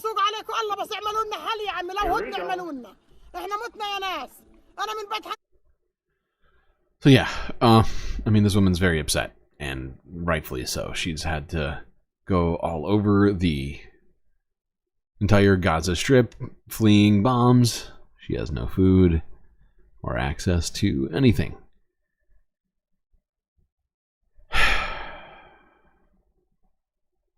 Now let's go to this next very, very, very, very, very troubling story.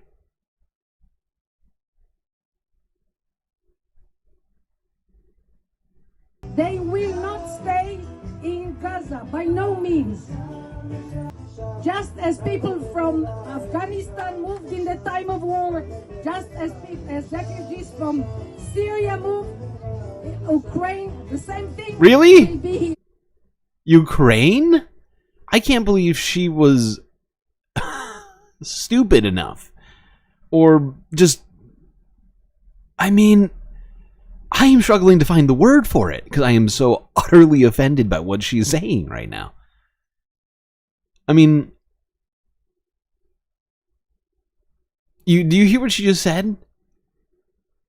Ukraine. Do you know what she's talking? Do you know what she is talking about right now? She's talking about the pogroms. She's talking about the goddamn pogroms of the late 1800s of Jews. It was the pre-Holocaust ethnic cleansing of Jews from Eastern Europe and Russia. I can't believe she's using that as an example of what they're about to do. This is one of the most frustrating things ever. From Afghanistan moved in the time of war, just as refugees from Syria moved, Ukraine, the same thing will be here. How do we intend? Unless she's talking about, I guess maybe she's talking about the Russia. I guess she may be talking about the Russia invasion. I guess I should try and be generous and say that that's what she's talking about. But that's what comes to mind. The second she says that, I'm like, what? Whatever. Either way, this is disgusting. We have political support, we have public support, and we have the experience that we have accumulated in 55 years of settling Judea, Samaria, the Golan Heights. We settled all these areas, more than 330 settlements. It wasn't easy. We have accumulated a lot of experience, how to do it politically, how to work with the politicians, how to work with the public, and how to encourage the pioneers to be able to settle in a place that is bare land or different. Bare land? It's not bare. It's destroyed, but it's covered in rubble because... look at the psychotic look on her face right now. This woman is scary. She just thinks that people just have to cope with it. I mean, look, it's right. I mean, it's just insane. Good God. But this combined with images like we just saw from just a few days ago there from the Associated Press with people being literally, marched out like it's the Trail of Tears, the Trail of Ben Gavir's, like somebody saying here. I mean, it's just, this is horrifying. And if the U.S., and I'm so sick of the U.S. talking about these people as if there's some sort of fringe group that isn't supported by the very government with which we are giving billions of dollars a year to. Like, it's just complete denial of reality and the facts. And this right here is what we are contending with right now. And the fact that we are funding this is utterly insane. And history will not look kindly upon it.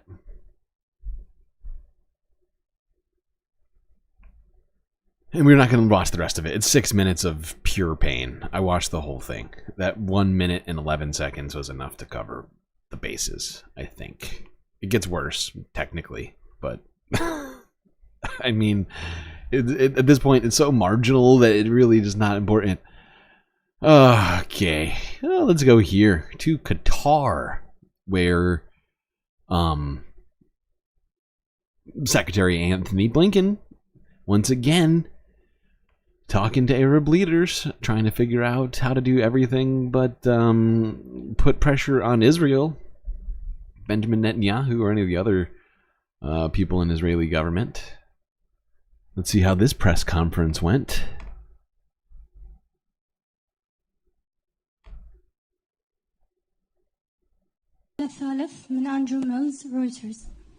We have the third question from Reuters.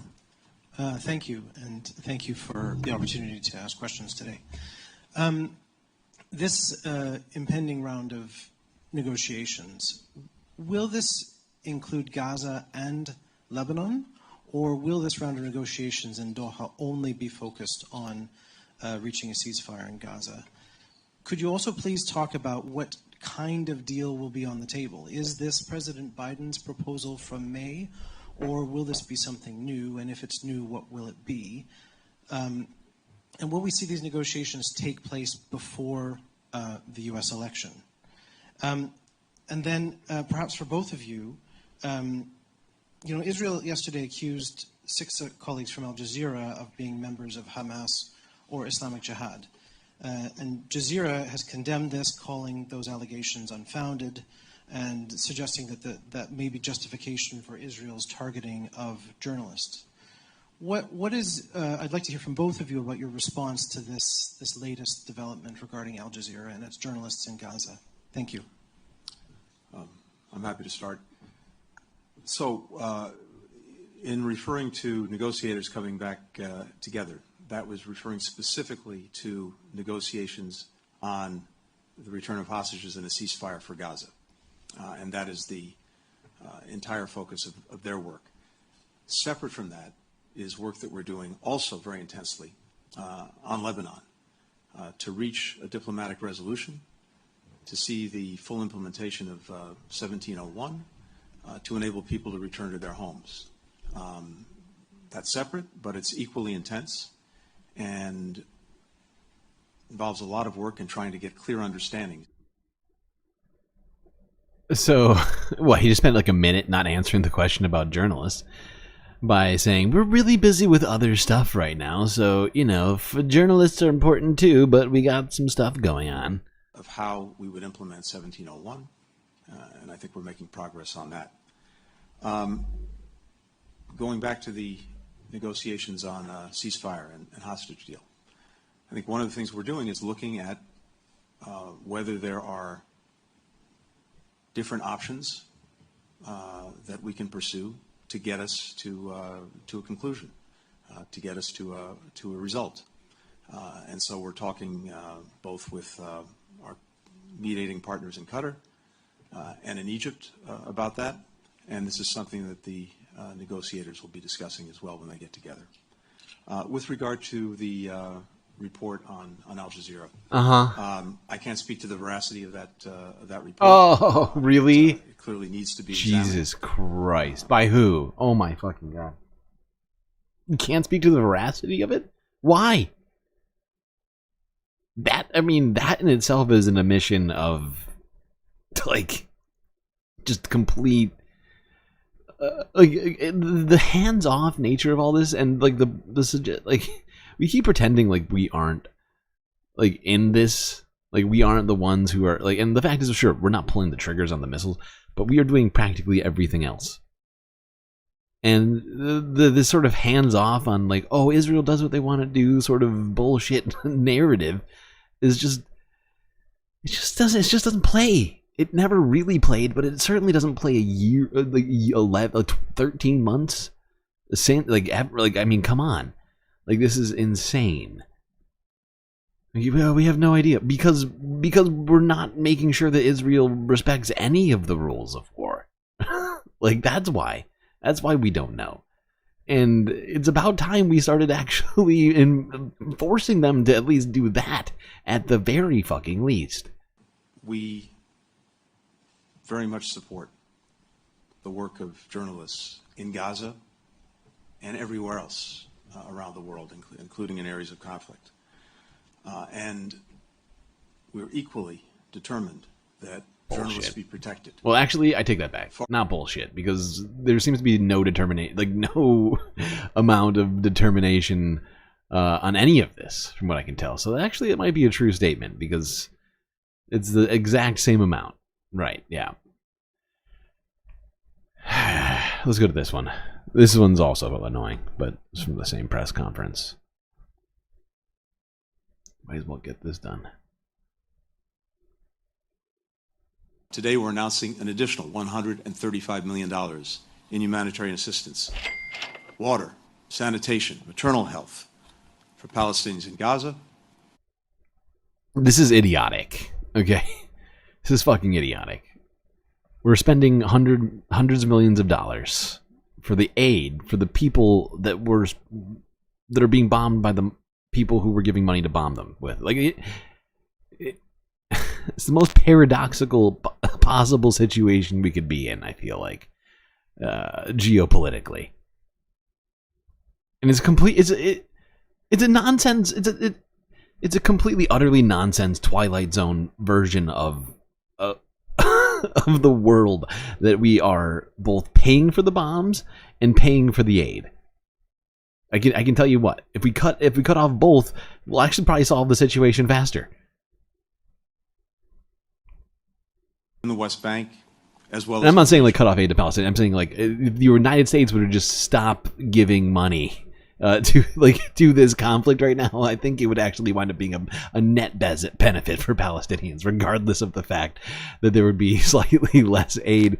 It's not like there's a ton of aid coming in anyway, right? I mean, come on. We talked recently about how in one day only 7 trucks made it in, which is approximately 1.3% of the aid needed to be provided for Palestinians to survive in a single day. So, I mean, it's not like all this money we keep talking about is doing anything. And I would note that since October 7th of last year, our humanitarian assistance by the United States now totals more than $1.2 billion. I'll bet you money that $1.2 billion figure includes the $400 million that was spent on the failed and never once delivering any aid floating aid pier that was brought in. So it's disgusting that we've spent over $1 billion to get basically no aid to Palestinians, just to look like we're doing it. In fact, some of the aid that we sent technically killed Palestinians. If you didn't see any of those stories from early on, we were dropping aid from the air and it was landing on civilians.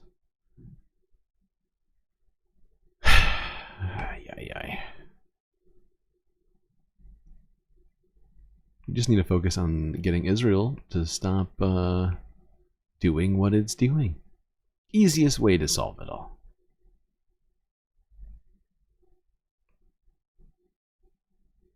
doing anything other than that is basically just sort of like an intentional denial of reality and sort of a obfuscation, an intentional sort of ignorance. Mr. Secretary, you said just a moment ago you anticipate negotiators will be getting together in the coming days. Could you just give us a bit more detail, perhaps about when and who and how significant that is? And moving on to what's happening on the ground in Gaza, the war crimes lawyer Philippe Sands told the BBC yesterday that it is impossible to see what is going on now in Gaza and not say crimes are screaming out. We know that Linda Thomas-Greenfield told the Security Council the US is watching to ensure a, quote, policy of starvation is not being carried out by Israel. The newspaper Haaretz this month quoted 3 reserve soldiers in Gaza saying it was their impression that the so-called general's plan was being carried out. One said commanders openly refer to it. People sat and wrote a systematic order with charts and an operational concept, they said, at the end of which you were to shoot whoever isn't willing to leave. Now, we know the Israeli leadership denies this is happening because you asked them on Tuesday, but the former deputy head of Israel's National Security Council, Eran Etzion, has described northern Gaza as a very dangerous erosion of norms, saying that war crimes may be taking place, and if a soldier is expected to commit these, they must refuse. So my question is, do you agree with that? If an Israeli soldier is ordered to carry out any part of this apparent plan today, should they refuse? Prime Minister, my friend, thank you. Thank you for the very good meetings today. I want to also express my appreciation. I'm sorry, we can't listen to this whole thing. I think this question actually happens right here, I want to say. Sorry. Thank you, Secretary Blinken and Prime Minister, for taking questions. My question is, we've reported that there's an Egyptian proposal on the table that Qatar supports for a short pause in fighting in which Hamas would release a handful of hostages and humanitarian aid deliveries would be increased. What is the status of that proposal after, Secretary Blinken, after your discussions with Israel and Arab partners this week, including the Prime Minister? And then secondly, I wanted to ask this question to both the Prime Minister and the Secretary. How confident are you in Israel's assurances that any retaliation strike against Iran will not lead to further escalation in the region at this moment? Thank you. So I'm not going to go into any details of what's on the table or potentially on the table with regard to the hostage and ceasefire deal. As I said a moment ago, the reason that they won't do that anymore, because they were, remember, not that long ago, just a few, maybe not a few months ago now, but yeah, no, just a few months ago, they were talking all about it. They're talking about how we were closer than we've ever been. I mean, they literally laid out every single detail of the plan, and now suddenly, oh, we gotta go, sorry, we forget about that. Take 2, and it's it's ridiculous that we're still playing this annoying and idiotic dance.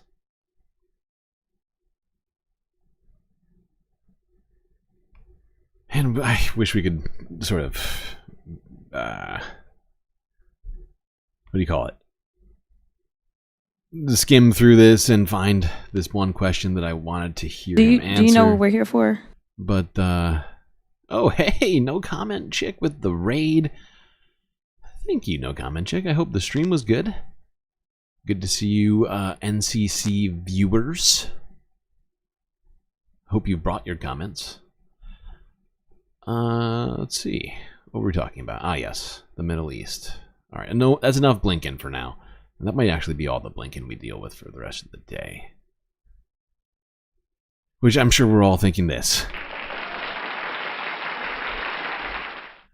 That.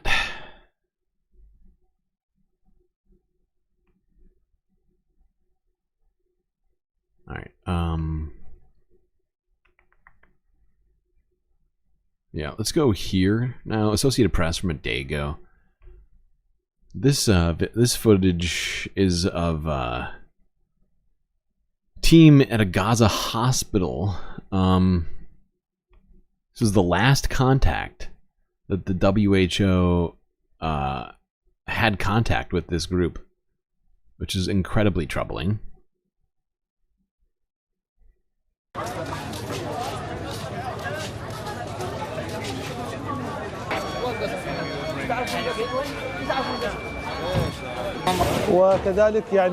We are still suffering from shortage of resources, supplies, and medical staff.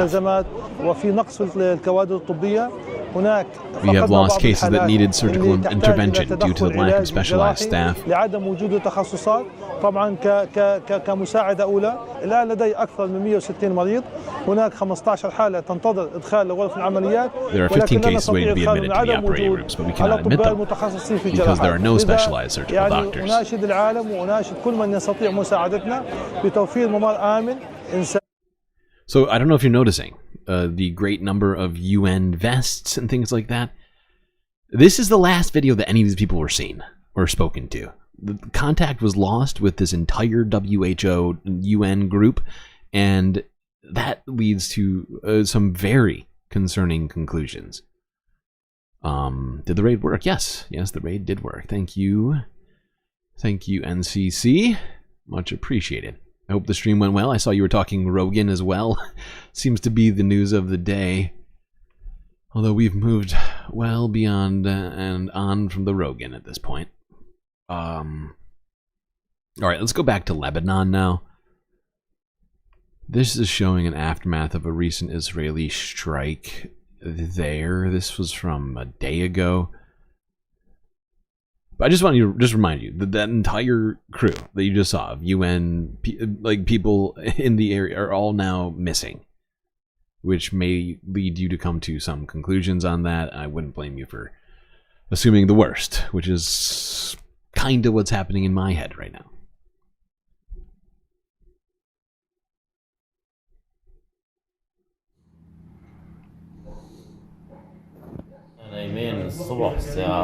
We were sleeping at around 3:30. It was approaching 4 in the morning. I don't know exactly what time it was, but suddenly I felt a huge weight falling on me. The way I was sleeping, I injured my left leg because I was sleeping on my left side when the walls fell. I couldn't move at all. I was breathing the dust and waiting for someone to find me. Horrifying. After a minute, then 2 and 3 minutes passed. I thought, that's it. No one will come. It's 3 in the morning. So yeah, this same strike, which this man managed to survive, killed a journalist. Just another in a long example of Israel continuing to be able to kill journalists, aid workers, UN peacekeepers, and any other group that they're not supposed to target, and face seemingly zero consequences from it. Zero sort of accountability from the United States. I don't know how we're still doing this. How we're still saying seemingly the same sentences over and over and over again, and our government, the one that is continuing to fund it, just blatantly ignoring every single thing that's said. And I'm not saying here specifically, obviously, and I don't think the government's necessarily listening to this stream, but I know that there's a lot of other streams out there saying very similar stuff. Not a lot of this talk in the mainstream US media, that's for sure. You would not get the same perspective from, I don't know, ABC or CNN. I mean, shit, Aaron Burnett sat face to face with what's his name? Oh my god. Oh, whatever. Let's go on to this. Back to Gaza. This latest strike from a day ago kills 36 people, including children. This is in Khan Yunis, a place that I thought Israel had run out of places to bomb. Distraught parents prepared their children for burial on Friday after at least 38 people were killed, including 13 children, in an Israeli attack on Khan Yunis. At least 15 members of one family, the Al-Fahara family, were killed according to records. Many of the victims were taken to the European hospital. Around sunset, there were clashes shooting from all directions and shells hitting the area around us. We were forced to gather inside the living room, which is near to this house. At 2 o'clock, suddenly I found myself wedged between the rubble. I did not know anything about anyone. I started screaming and screaming until my brother and father came and they started trying to get me out.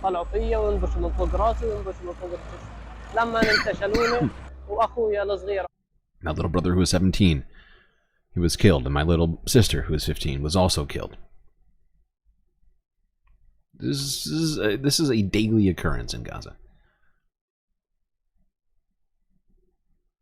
Dozens of people killed every single day. Literally every single day. Has not stopped. And people who want to claim that Israel's not doing a genocide because it's not done, well, I invite you to just wait a little bit longer. And of course I'm kidding. don't wait. Let's stop all this now. But you know what I'm saying? If we just wait and just continue at the rate at which Israel's going, believe me, that incomplete genocide that people keep using as a supposed defense of what Israel's been doing, well, I hate to sound just horrible and cynical, but will in fact come to a conclusion at some point. No, it doesn't, I know millions of people don't disappear overnight, but you kill 50 a day, at least 50 a day, you know what I'm saying? It does. And then you add in not feeding them, making sure they have no access to medical supplies, water, electricity, or any sort of modern conveniences. Because usually people don't thrive in those conditions. The whole, human lifespan has increased due to the existence of those things we just listed.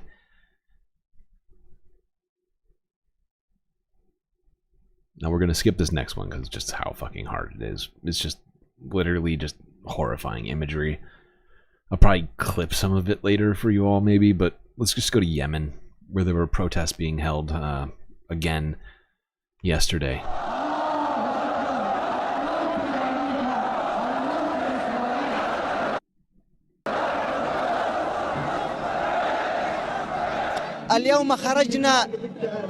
Today we came out in solidarity for the martyred leaders and with Gaza and Lebanon until victory. And we say to the martyred leaders, we swear by God Almighty that we will continue on their path until victory or martyrdom for God.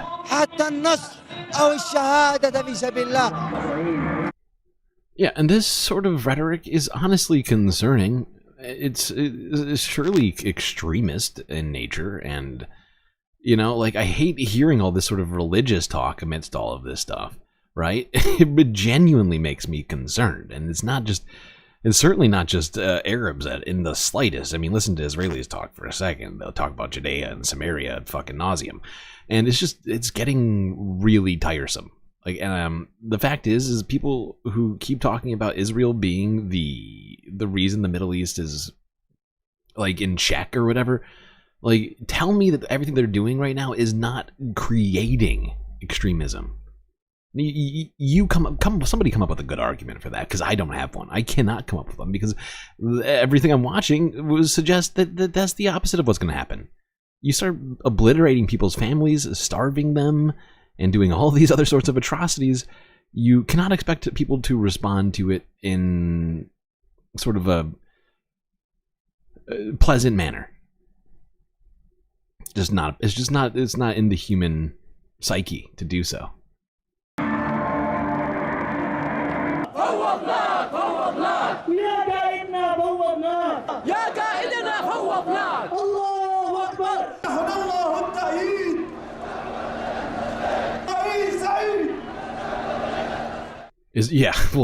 Right. Israel is fully aware. You're making a valid point.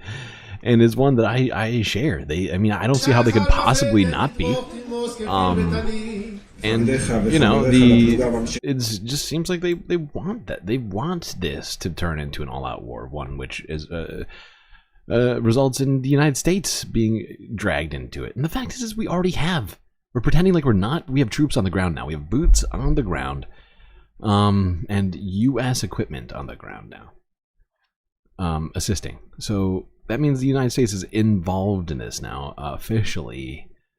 We can't pretend like we're just funding it. I almost forgot. I genuinely almost forgot because the media is completely forgotten about it already, seemingly intentionally, because, you know, we have troops back in now, and it's wild. It's wild that that's not some massive fucking story that was talked about just for days and days and days. No, it was like one blip, and they went right back to forgetting about that.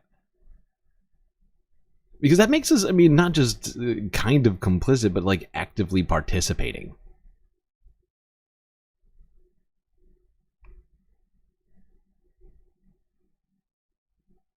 Which I do believe there is at least some amount of legal distinction between them. Not that there isn't, you know, there shouldn't be consequences for both. I'm just saying that I think there's you can make some sort of a case for a lesser sentence based upon stuff like that, or vice versa. Let's go here now. This was a day ago, right before what we're about to talk about took place in Israel, showing Israeli officials vowing to continue the war at a funeral for soldiers killed in Lebanon. Your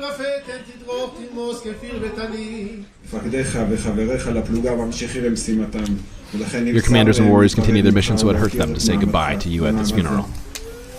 The Carmeli unit and the fighters of the 22nd Brigade will continue on your way and receive forces from your sacrifices while it's fighting on the Northern Front in their mission to protect the state and its citizens.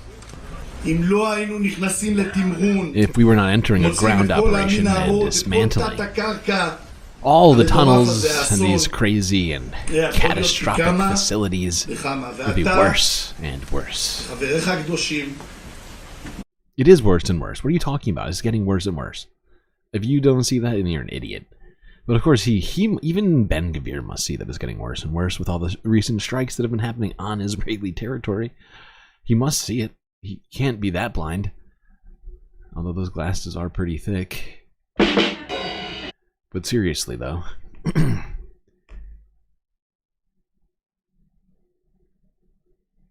Alright, how are we doing here? Alright, yeah, now let's talk about this. This happened directly afterwards. That night. Here's Al Jazeera English from a day ago. Israeli military confirms it has launched more attacks on Iran.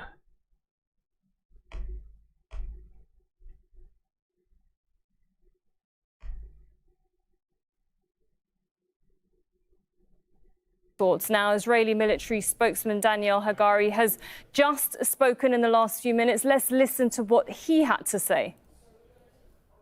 In response to months of continuous attacks from the regime in Iran against the state of Israel, right now, the Israel Defense Forces is conducting precise strikes on military targets in Iran.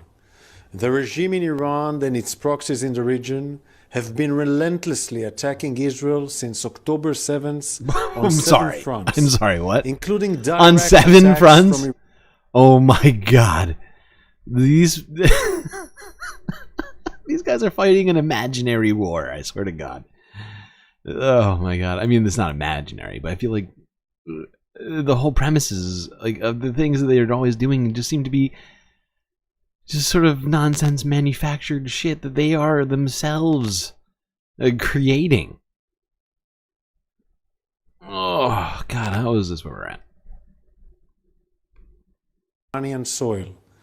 Like every other... I'm sorry, but we've heard enough of this bullshit. We know exactly what to expect from these psychopaths.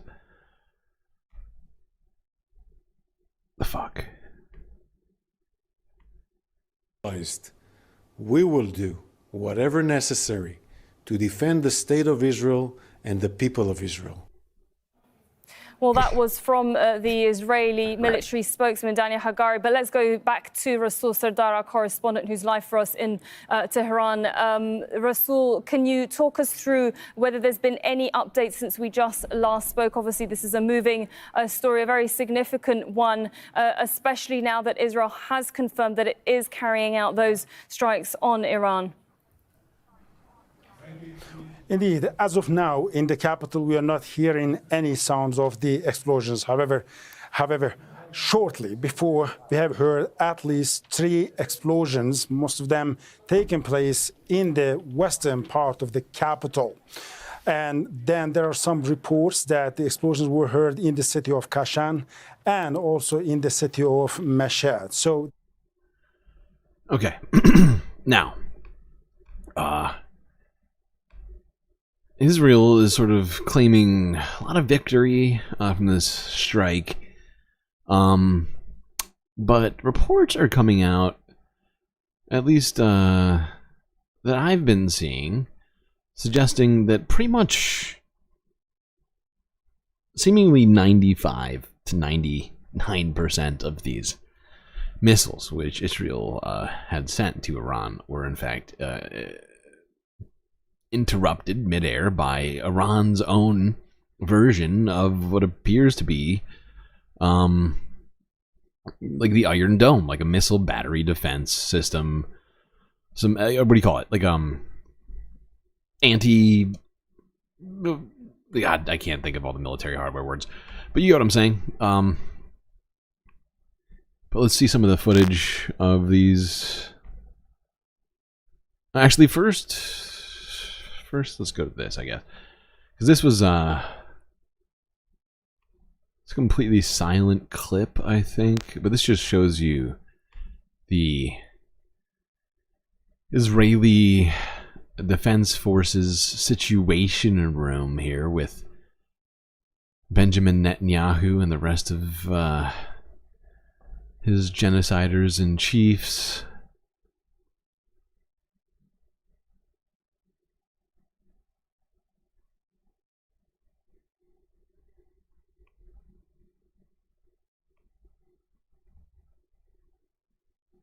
But yeah, these,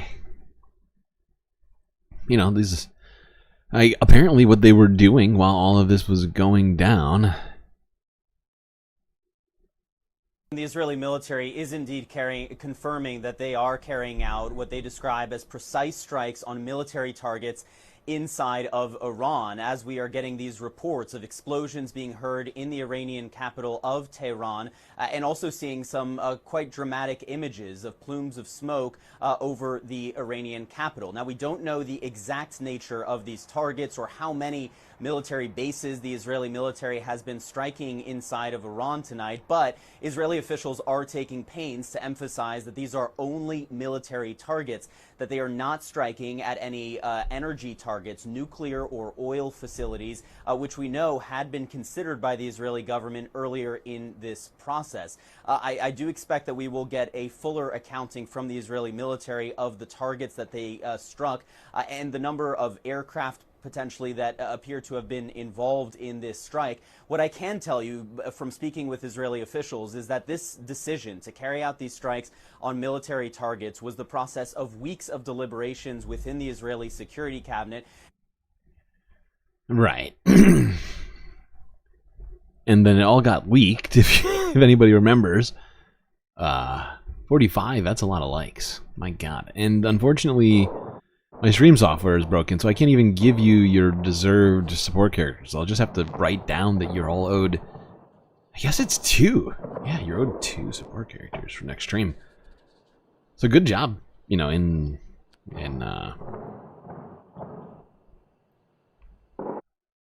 like a preemptive good job.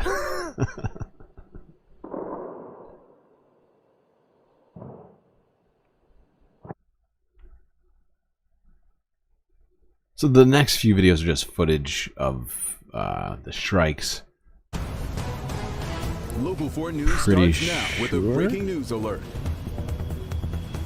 And we begin with breaking news overseas tonight. Israel. This one.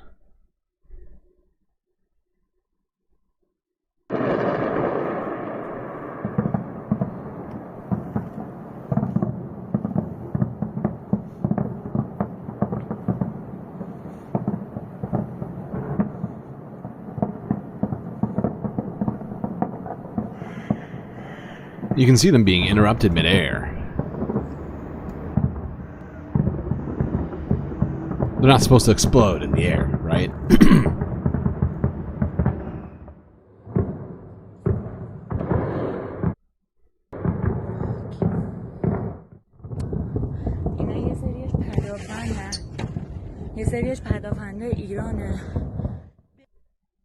In response to months of continuous attacks from the regime. Okay, do I have more of these? I do. This was Associated Press next? No, Wall Street Journal next.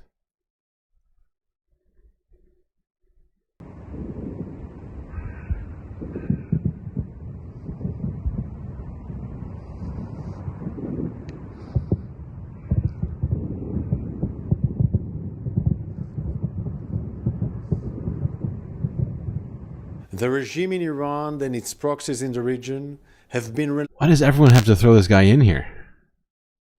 Oh, and this is from the strike from... Okay.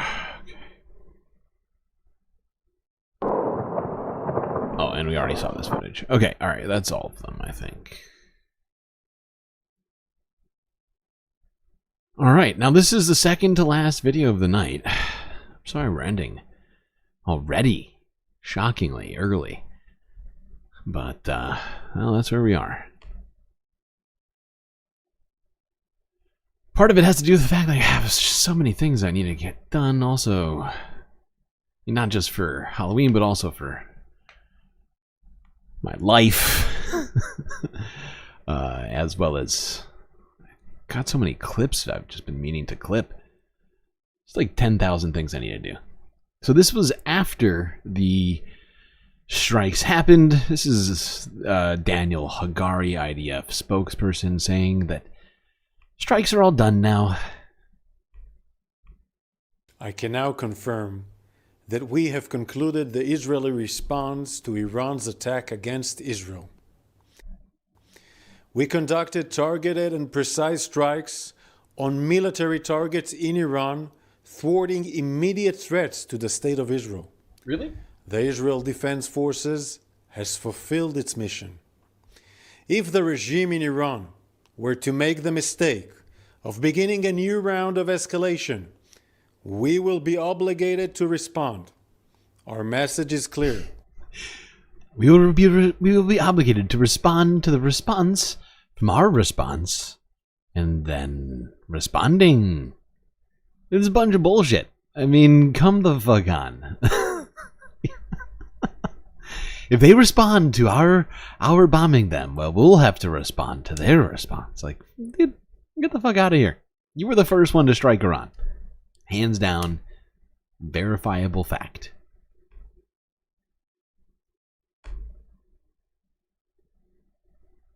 But yeah, supposedly strikes are over for now. Here is Joe Biden reacting to that news outside of Air Force One earlier today. Or, well, Friday. What, Friday? No, Saturday. Wait, was this? No, it was Saturday. Yeah, it was Saturday. Okay.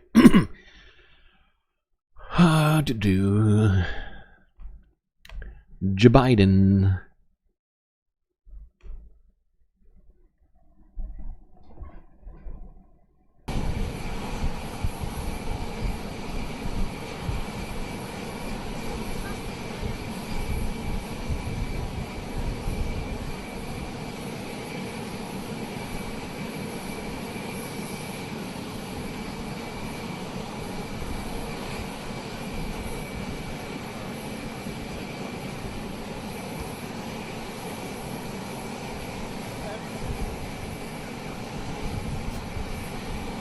He's looking kind of peppy today. About Elon Musk being here illegally.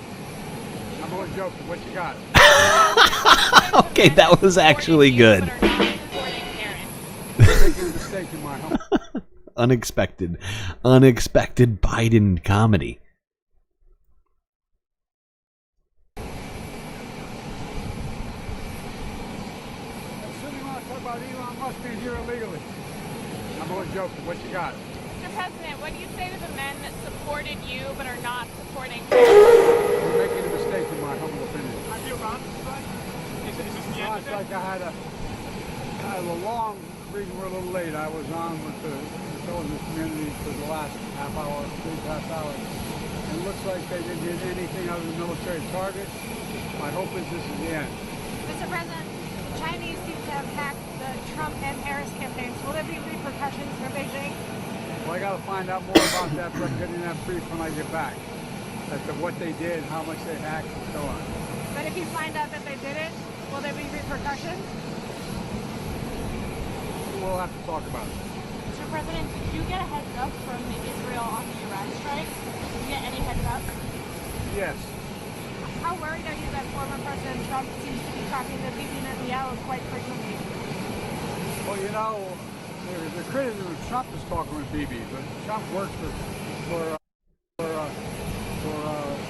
Trump was. See, Trump. Jesus Christ, this man.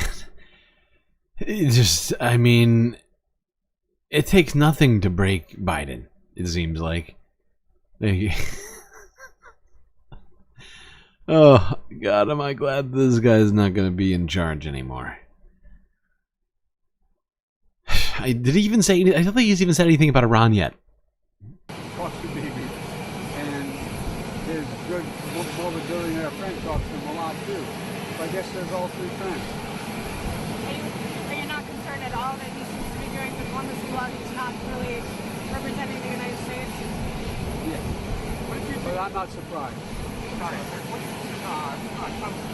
American garbage comment comparing America being a trash can? Look, Trump has no class at all.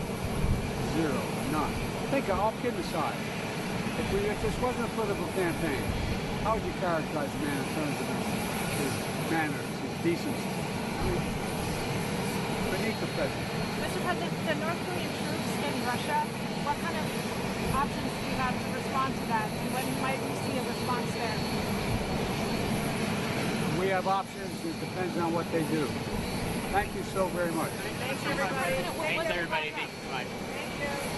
I guess that beginning comment must have been, I barely heard what he said. It's always hard with these goddamn planes in my ear. Okay.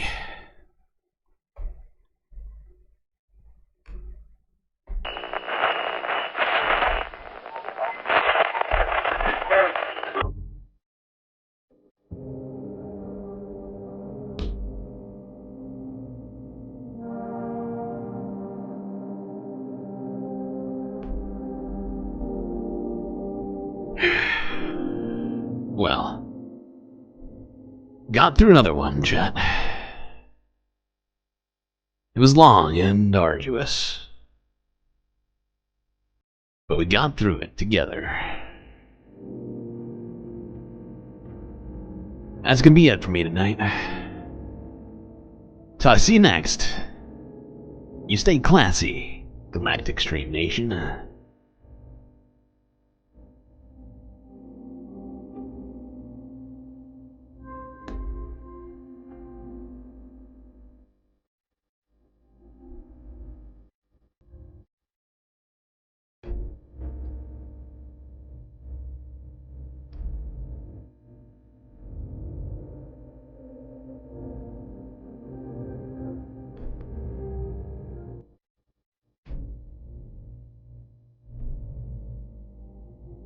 Can't forget this. These are your galactic patrons.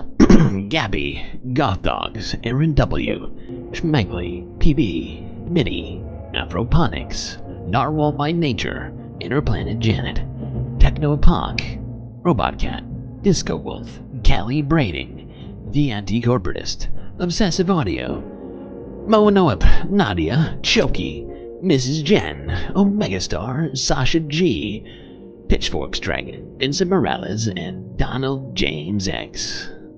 That's right. All of these people here have helped to contribute to the production of the show which your eyes and ears have just gotten done enjoying. You can too, for a sum of $3 US a month. What are you waiting for? galactic benefits await. Are you not entertained? Stop, I'm being betrayed!